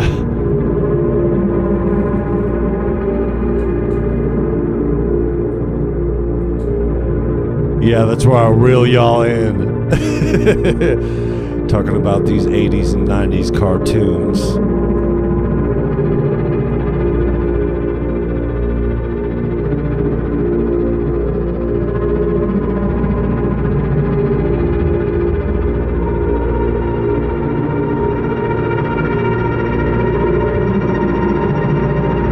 Yeah, now they wouldn't take chances like that on any of those types of shows. Especially something like Cops.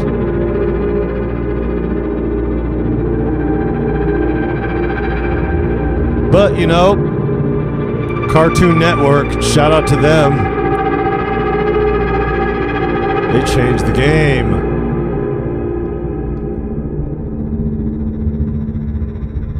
Yo, when South Park came out and I saw that for the first time, I was so drunk and so high, I just laughed my ass off.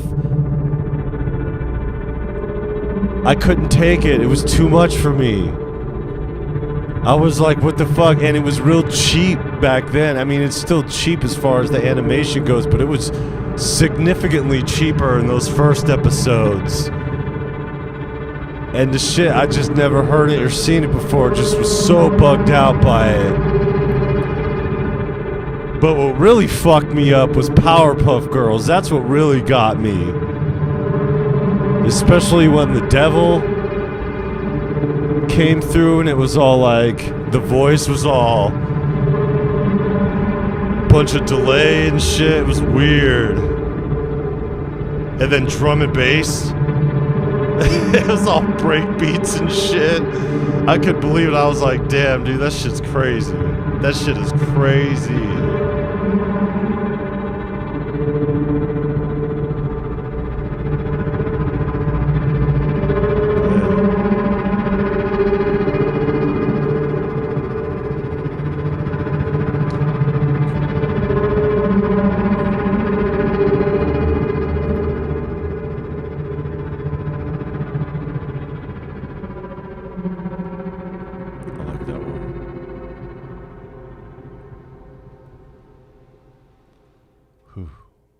Oh, right when the heater turns off. It's been a good ambient contrast as well.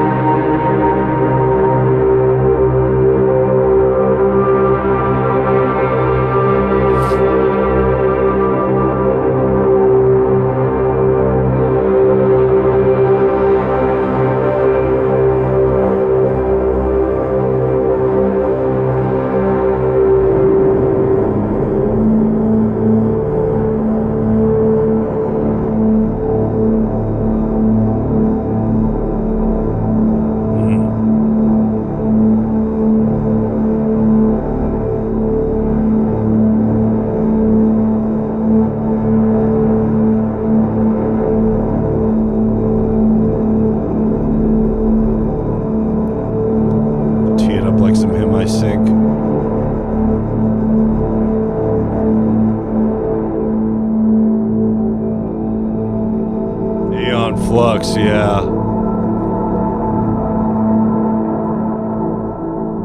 Yeah, that was dope. Twisted as fuck. I mean, the Max was bugged out, but Aeon Flux was twisted. They did a terrible job in casting the villain in that movie.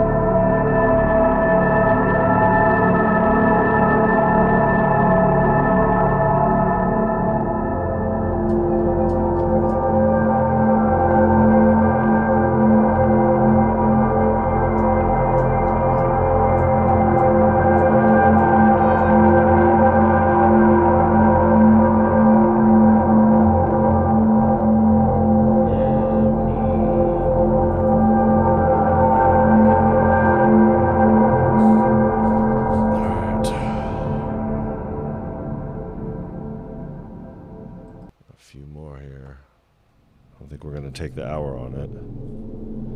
That's how it goes with camera and stuff.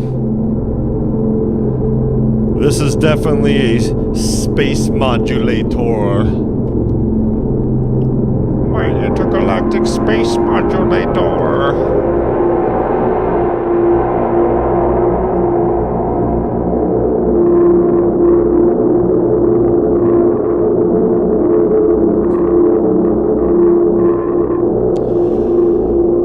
Yeah, it's hard to translate something like that into video, but they played it way too safe in the movie.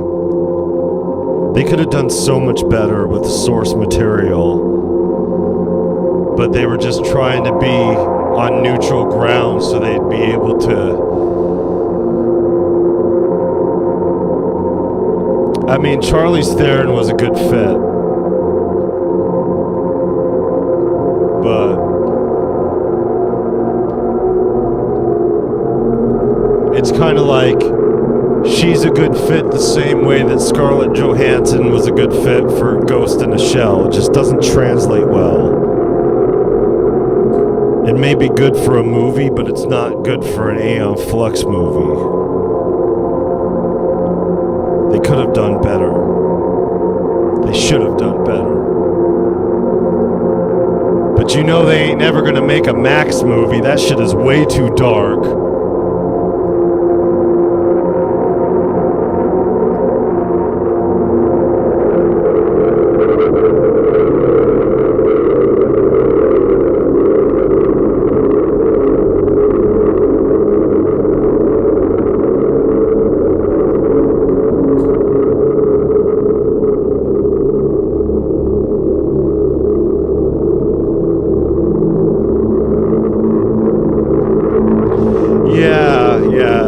To do too much with too little, with trying to do extra. It was like stuff that they were trying to translate to the camera for the first time, but they didn't try to translate it to the camera. They were trying to come up with new, inventive stuff, and it just didn't work. And they made everybody way too beautiful. Like whoever played Trevor, the guy who played wasn't the same actor who did Doctor Doom or whatever in Fantastic Four, wasn't it him? I don't know, whoever it was. The guy who played Trevor wasn't a good fit because he was not dirty looking, he wasn't scummy looking, you know. Trevor looked disgusting on the cartoon. He was a freaking heartthrob in the movie. It's like, yeah, go figure, Hollywood.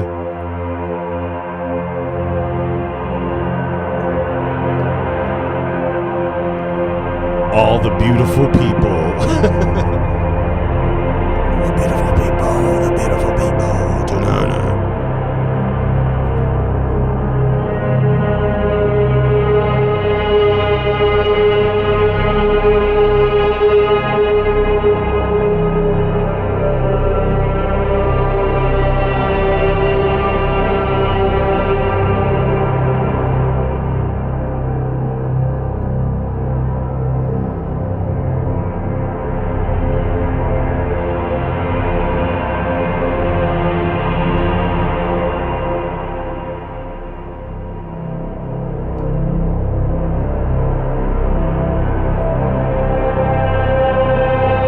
They would never do it.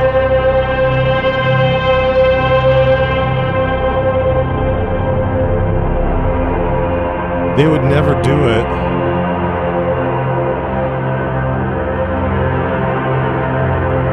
Because you would have to... The thing is, you would have to cast and make Mr. Gong, like... You couldn't leave out any of the portrayal.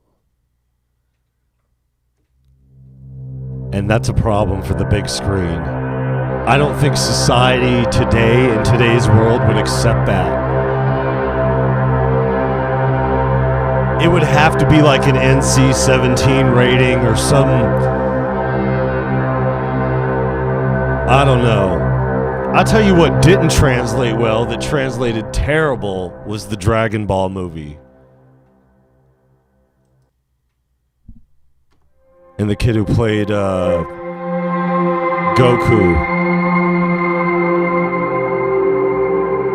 That was a terrible translation. I saw a better one on YouTube that was really good. But it was just one little scene.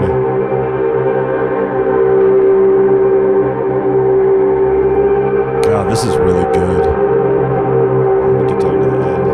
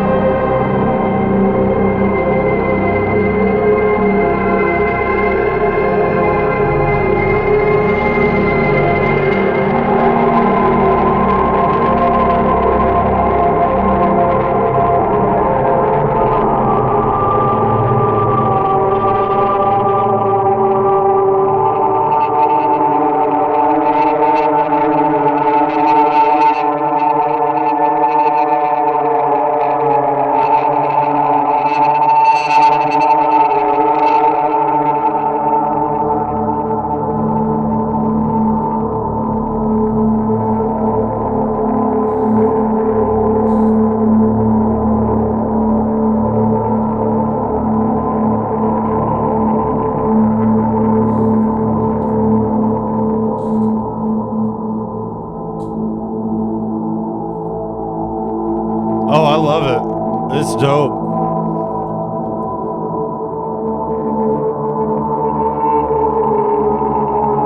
That was the other one, I think. No, that came way later. God, what was the other one? I'm trying to think of the other one that my dad used for surround sound. Okay, 4 more left.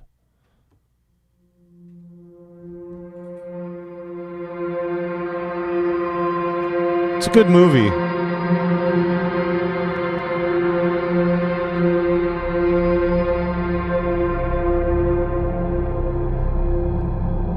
The acting and the cast were really good.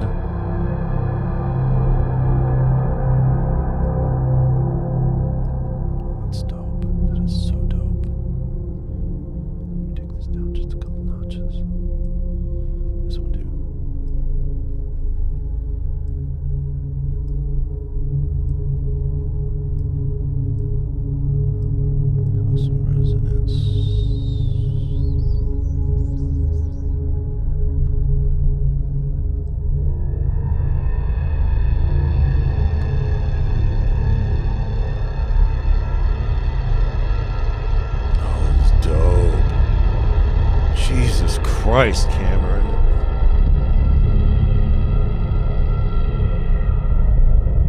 Oh, that is dope.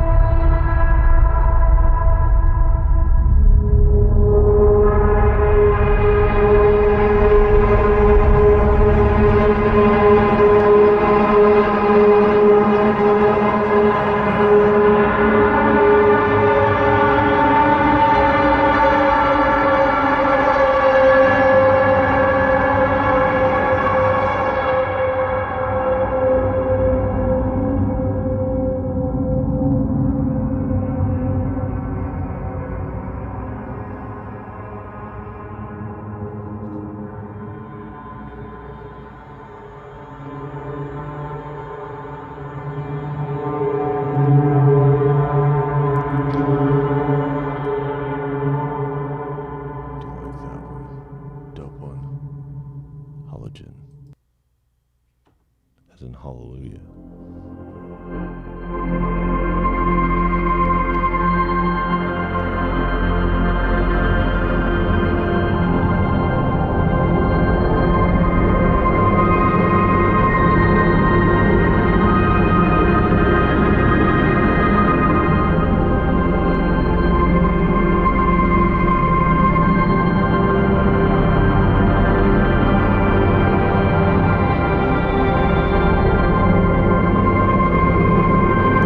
Notice I got dust on this keyboard.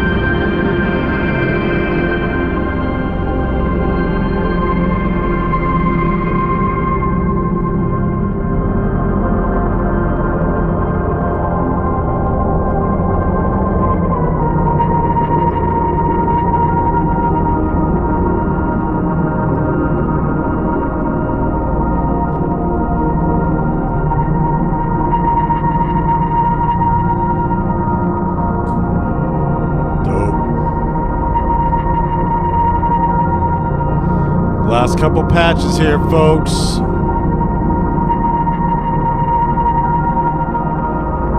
This has been a droning experience for sure. I'll take it over here. Vortex. Vortex.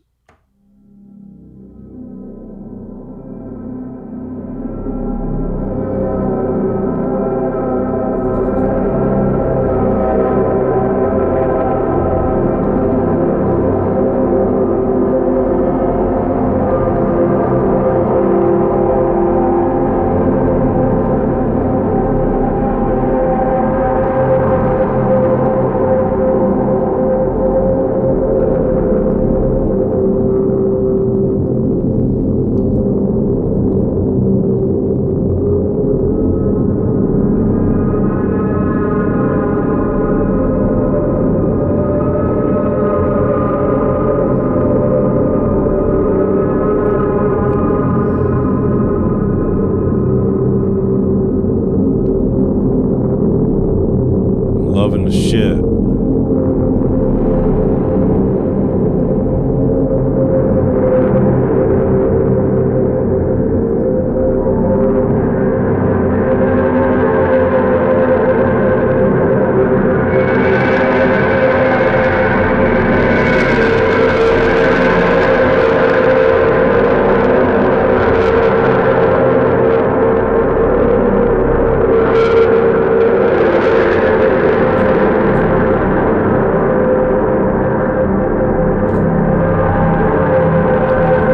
This world needs a hero.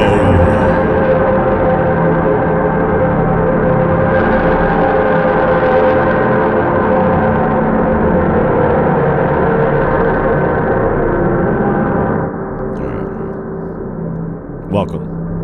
And yes, it is. Yeah, I got this a while back as to do stuff like this, actually, because it works out better. It has a nice key bed to it in comparison. I just can't stand doing pads and stuff like that for hours on end, like in pigments and all that other stuff. I don't like using the Mini Freak as a controller. It works as a synthesizer, but more for the knobby twisty. I could put it on hold and do what I do with it, but oh, dope. So you got all the software that went with it? I saw your post. I think it was your post. Yeah, it was your post, wasn't it? Hey.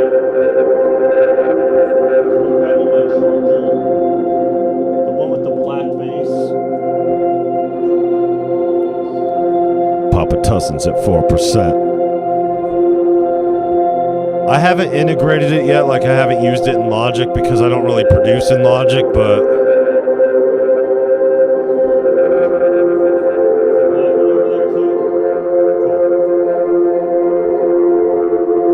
thank you.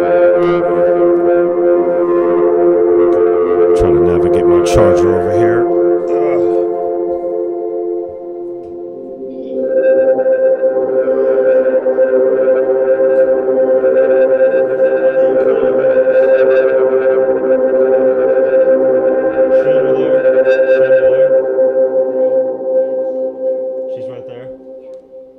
She's in her spot. Good for that. The cat be catting. Good for her. Good for her. Vintage Jupiter got it mainly for the new VST. They have a few new VSTs. Okay. Yeah, I haven't looked on my upgrade. I saw that it had a few patches for the SH that they did. All right, we're on the last patch over here. Yeah, and then we'll check out the initial patch and see where it goes from there and just build our own thing. My bad, I don't mean to put into the microphone.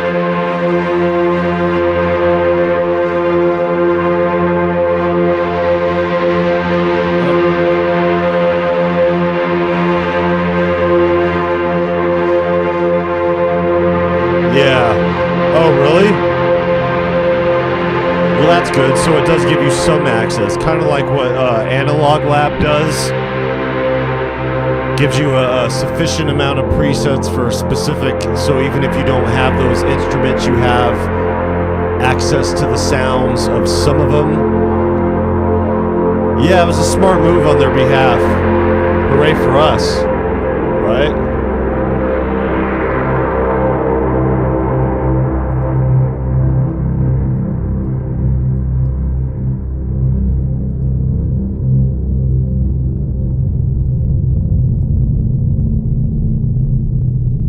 Super spacely sprockets with this one.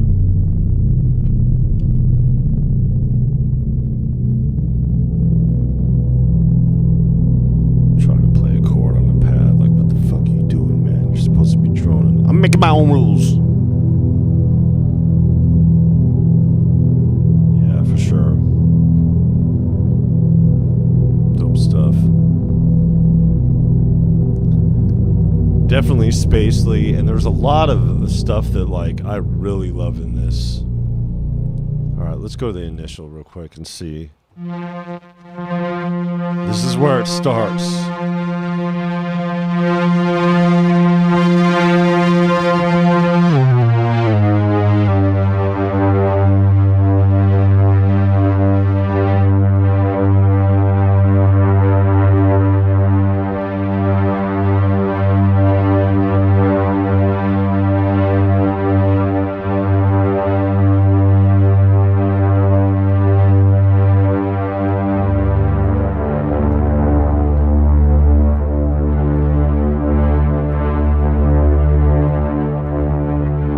Not a bad start for it, for sure.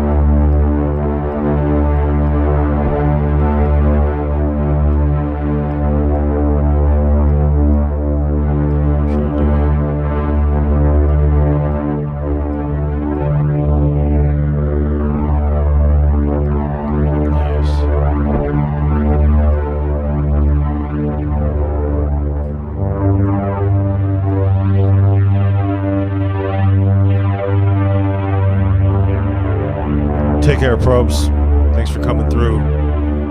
2.5 hours to go through all of this? That's not bad. That's not bad at all.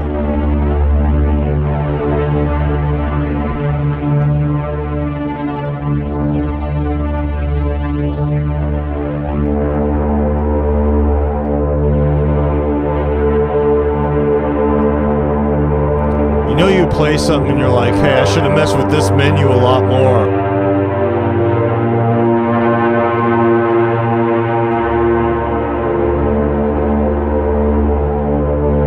It's funny, you spend this whole stream and I just found the sweet spot.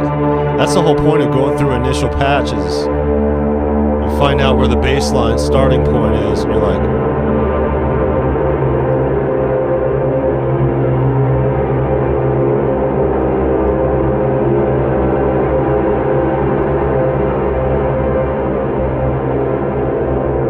take care, Carbon Vibes. Thanks for coming through.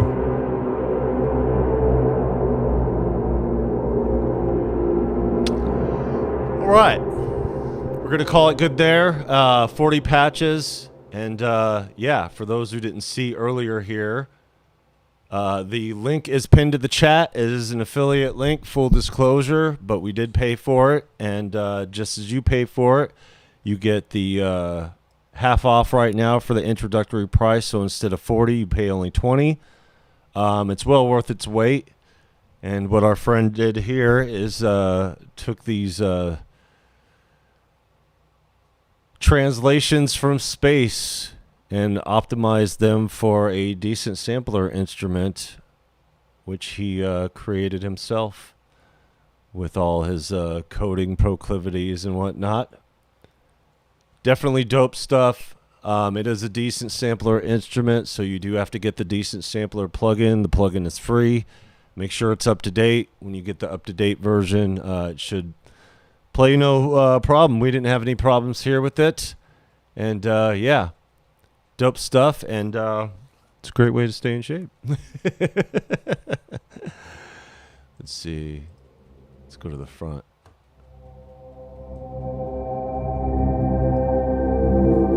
So, before we get out of here, let me show you something.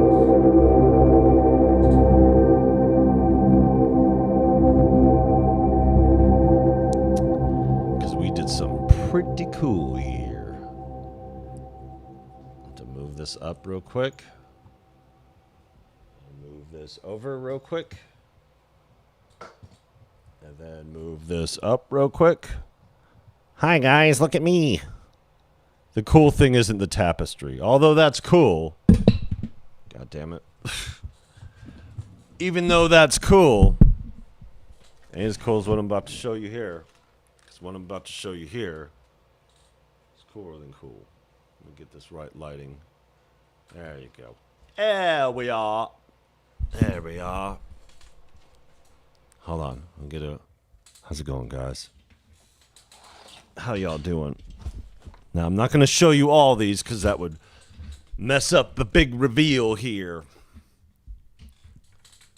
I'll take this over. Move this out. And up. There you go. Maybe down. Maybe down a little. Okay. So, we did something interesting today. What did we do? None of your goddamn business. That's what we did. No, just kidding. Just kidding, y'all. Yeah, dope stuff here. Venus Theory, a.k.a. Cameron. And I did have it pulled up all the way to the thing. Hold on, let me get it going on here. Because it does go all the way, but every single time you extend it, yeah. See, watch. When I go to the next patch, this is what it does. Oh, it takes me back to the small version. And that's a decent sampler thing. I'm sure they'll fix that in the update. There's nothing wrong with it. It's not like it's something to really fix here. But check this out. So we went to the record store today.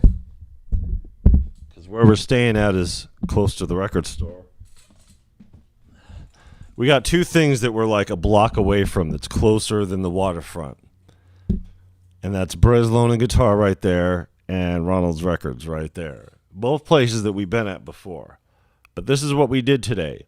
And you guys are going to see it in content because we're going to do this shit. We are doing a rhythm roulette over here. We did a rhythm roulette. So over here, I'll just play you some of the video.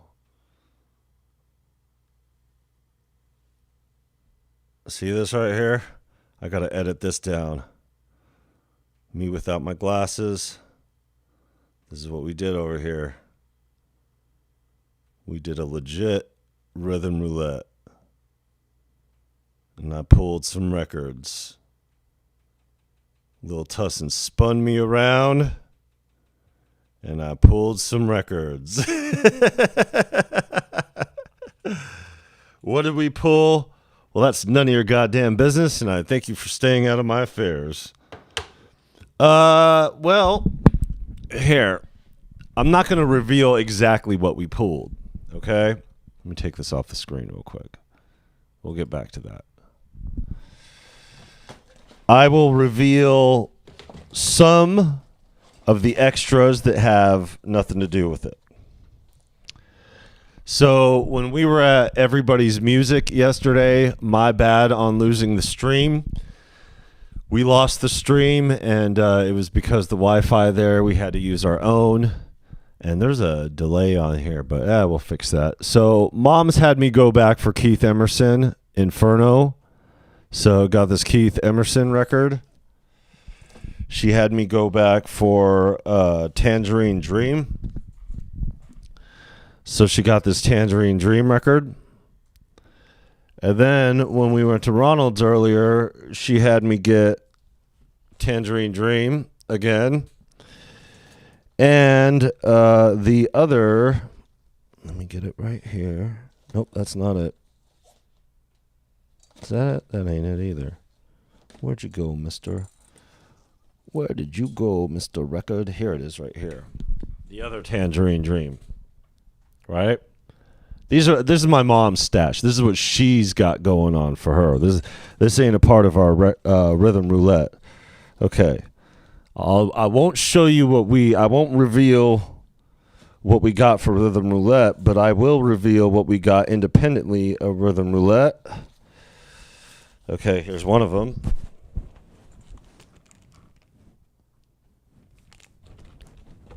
Sucker DJs. Those in the Discord. We picked up that Lord of the Flies, the one from the 50s. Not from the 90s. So, fun times on that one. Got so many others. Okay, let me just take my stack out from what we pulled at Everybody's Music.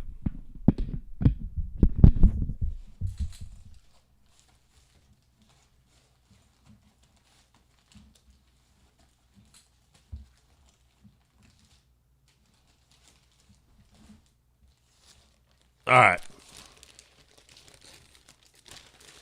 This is the other thing we got at Everybody's Music. We got a promotional copy of Rick James from 1981. And then the B-side on it has... you can kind of see that. We got another one of these Trouble on Vinyl drum and bass records. We got this Rhythm Syndicate record. This one is progressive trance. We got this drum and bass record. I don't know what the hell's on any of these either. Some of them look familiar. And we got two Pandas picks here. This one is Hard House, I think. Deep House, Red Ant Records. And then our big Panda pick, DJ Promo, Twisted. Dum, bum, bum, bum, bum, bum, bum. Should be interesting. This is more House, 1999, UK. It's going in the Pandas Picks pile. For those who don't know what the Pandas Picks are, we have for the last year over here been collecting a specific set of records to send to our friend, the Panda Man, Hardware Sounds, Sam. And yeah, we're going to do that. So collected quite a bit. But the Rhythm Roulette, That's just going to be on point. So what I did is I got 3 records, and then because Lil Tussin had to guide me because of the blindfold, he guided me to one specific part of the store, neglecting the other part of the store. And I was like, well, I got to kind of cover the spread on the store, so I'm going to pull a couple more records. So then I blindfolded, pulled a couple more records. And I already revealed one of them, so I'll reveal the one. You know, I don't think there's going to be too much overlap here in the people that ingest the live streams versus the people that ingest the content over here, because that's just how things go in this YouTube world. Live from Lakewood, Ohio, November 21st, 1989, Red Hot Chili Peppers. This is before Blood, Sugar, Sex, Magic, and yeah, I don't know what to expect off of this record. I don't know what I'm going to be sampling off of this one, but that's the only one I'm going to reveal to you guys of what we pulled out of the 5 records. So that's 1 out of the 5 records that we pulled doing the rhythm roulette. Now, we're not doing this for mass appeal. We're gonna do this for ass appeal. Pure funk, really. I'm not that familiar with Chili Peppers prior to Blood Sugar Sex Magic. But I am very interested in the live performance, because that is from their 4th album, I believe, 1989, that they were touring. That was right when they started to gain a little bit of notoriety, but not as famous as the album that came afterwards, which made them big stars. But it wasn't. That's the thing with music. It's not the album that blows you up and makes you the big star. While that may be the catalyst or whatever, you're usually already fine-tuned. You know what I mean? That's why you guys are going to see it here. Like, as an artist, I'm just going to blow up and everybody's going to be like, who the fuck is this guy out of nowhere? And then they'll dig into my history and be like, oh, shit, you got a whole bunch of years of experience and been doing this for a very long time. That's dope. So, yeah, fun times. And, yeah, it's a great way to stay in shape. Let me take it over here so you guys get the whole thing going. But, yeah, as far as this thing goes, I'm down with it. I'm always down with the Venus Theory stuff. We get crushed in the algorithm. So I don't really like doing content on this anymore because people don't see it, not even our own viewers. You know, it's just YouTube's not one of those things that you ingest by anything other than the YouTube showing you that the other person has videos available. People don't go doing deep dives on other stuff, and then they find things and they're like, oh, it's all this time later. That's why the last content we did was a hardware jam, and it's been over a month. But damn all that. You know what our next bit of content is going to be? Rhythm roulette. So we have Lil Tussin's turntable over here because it's a little bit more portable. And what we're going to do here is we're going to take these 5 records that we pulled and we are going to sample the hell out of them and make a bunch of beats with them. It's going to be a long, drawn-out, inclusive rhythm roulette, independently of mass appeal. So I'm about to expose to the world just exactly, you know, what we're doing over here and how we're doing it. And we don't need to be in any cool kids club to be able to do this shit. You know, people forget, you know, people been on YouTube for so long, they think that their rule is the way that it goes, that YouTube is the way that it goes, that this space is the only space that there is for music, and it's really not the case. Even the bigger companies in the industry and stuff like that, they feel the same way about it. If you're not a part of their club or you're not got your own thing going on, you know, it don't matter. You know, I heard somebody say on here that, oh, so you have only 5,000 subscribers. That means you're a nobody. Nobody's watching you. That's bullshit. Don't let anybody ever tell you that your subscribers determine how many people are watching you.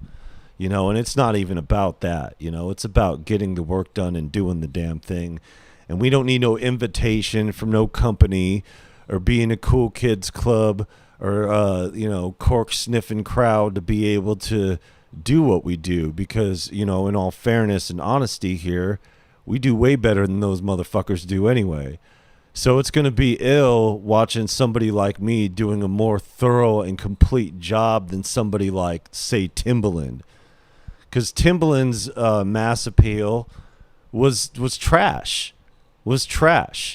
He picked a couple of records. Out of it, he sampled one piece of one of the records. He put some basic-ass beat behind it. He didn't show any of the fucking process, really. You know, he just showed a little bit of one part of it. And then he kind of, you know, stroked the ego of the whole thing. And the whole thing was a big promotion for Timbaland's Beat Club, you know. And then this fool coming here, you know, with my stuff over here, seemingly unknown, you know, we're going to kill it. So we're going to work on that and do that whole thing. And it's going to be a very interesting thing because the records that we pulled, I know we're going to get some heat out of it. Just that Chili Peppers Live, you know, I'm pretty excited for that alone. But yeah, we covered the spread on it. We got some decent content out of it. And yeah, we're going to get started on that. But I wanted to get on here because Venus Theory, you know, our friend Cameron, he sent out the email today announcing this. And if I didn't jump on it right away and put this out, you know, for one, you know, we just happen to have the time to be able to do this today because out of all the things that I forgot in storage to get was the power supply to Lil Tusson's turntable, and I need to get an extra RCA cord. And while Mama Tusson's at work, I can't do that shit, so I'm kind of stuck here sitting duck. I got other stuff to do and other things to work on, but we just happen to fit it in at the right time to be able to have a couple hours to sit down and dedicate to doing this demonstration here so you guys could see. And I'll show you guys again. Phostra, the cinematic stellar ambience. And, you know, as you could hear, it's truly representative of what it says. So introductory offer of 50% off if you use the code. Cinematic atmospheres, textures, as it says here. Born from the stars. Taking the translation to the astro photography and all that stuff and putting it into music form and really taking the time and making the effort. 40 solid patches, you know, and it's dope stuff. You know, we just spent 2.5 hours with it, you know, and got to get the decent sampler. Bless you. The links are in the description, everybody, and pinned to the chat over here. It is an affiliate link. I'm disclaiming again. You know, we get a commission, but we pay for our shit. So that's just how it goes around here. Dope stuff. Shout out to our friend Cameron, a.k.a. Venus Theory.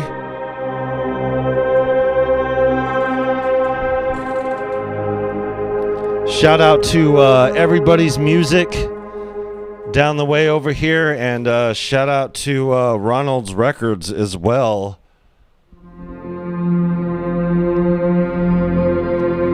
So we're going to do the damn thing. And you know, what we'll probably end up doing here, realistically, Octowader, welcome. We are watching you, Viral, and it's already enough for creativity. Venus makes really interesting things, but I've never touched his stuff, unfortunately. Well, he's got a bunch of free stuff. Let me just go through here real quick. Aban. So in addition to this over here, just go into the he's got his other stuff. And if you don't have any of his instruments over here, his auras are all free. And one thing that we are going to do a preset demo on is this one, because we haven't done it. And this one is derived from one of my favorite ambient instruments over here, the Somatera. So, and it's free. There's 20 presets on it. I haven't heard it yet, but I have it installed. Yeah, these are all free, and every single one of them we paid for. So, yeah, if you want to get a comprehensive hands on the sounds over here, you know, most of them are for free. Most of them are for free. There's also free versions of it. You know, he's got the black light pigments. That is $40. And that was cheaper on the way. Oh, there's also the wavetables that are free as well. Shit. I don't think I got those ones. Damn it. See, this guy's moving too fast here. Cameron's going way too quick. He also put out these drums too. Brutal cinematic drums. Dominus. Pretty interesting. 322 one-shot samples. God damn. I didn't know it was that many, but still. Pretty good. Not bad for $30. So, yeah, it's pretty crazy all the stuff that he's done and been doing lately, you know. But, yeah, if you want some freebies to get a feel for his stuff over here, yeah, we have an affiliate link. He is actually the first to ever give us an affiliate link, and it's just because we do what we do here. We demoed, I think the first one was Malevolence, which was the East Beast and West Pest with the PWM Malevolence. And yeah, decent sampler libraries for the most part. Decent samplers free. They are all pinned to the chat in the description. Blah, blah, blah. Very dope stuff. And yeah, Cameron is definitely, yeah, holy moly, that's a lot. Yeah, you know, really, he is the busiest sound designer in the business, you know, as far as I'm concerned. You know, not that I'm, you know, hanging out with a lot of those people or whatever, but another thing to look out for, in addition to the rhythm roulette that we're working on here, I'm taking this bad boy out, the MPC Live 3, and doing a live performance with it and recording that live performance, and I will be posting said live performance. We're probably going to go to the auditorium and do it there. That will be a very interesting time. So, we'll see how it goes. Very interesting. I need to make my drum one shots free. Refill them. Yeah. Yeah, drums definitely are where it's at. We've been using the EA skis lately. So, again, shout out to Venus Theory, a.k.a. Cameron, a.k.a. Mr. Man with a Mustache, a.k.a. one time I coined him as Venus Claus because he did do us a solid. Around Christmas is when we got our affiliate link.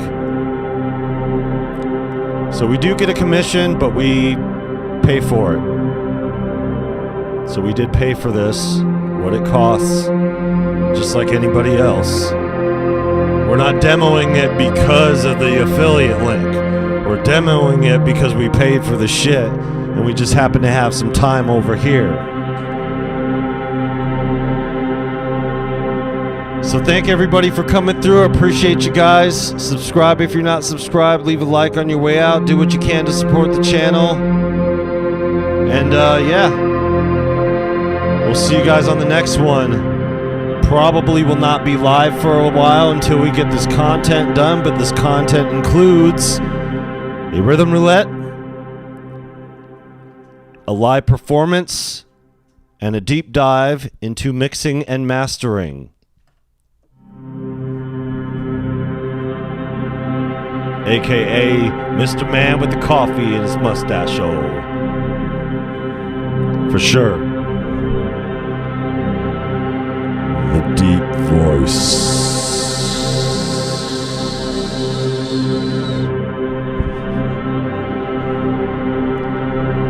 Appreciate you guys. Love y'all. Take care. Have a good night. It's Monday. Let's get this fucking week going. Up here in the Pacific Northwest, winter just started today. So y'all motherfuckers would be like, oh shit, springtime coming up soon. Not for us. Winter used to start in December over here. Now it doesn't start until February and doesn't end until May.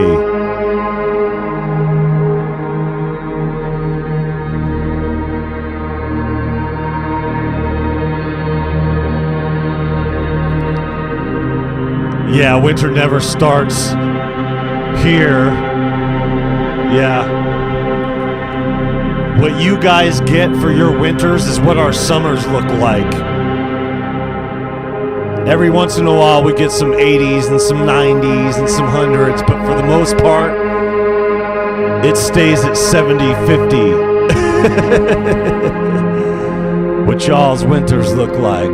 But we got trees and all that. Hey, wifey and I getting the fuck out of here with Lil Tussin. We going to the Midwest, y'all. But yo, we're gonna make a trip to the Southwest sooner rather than later.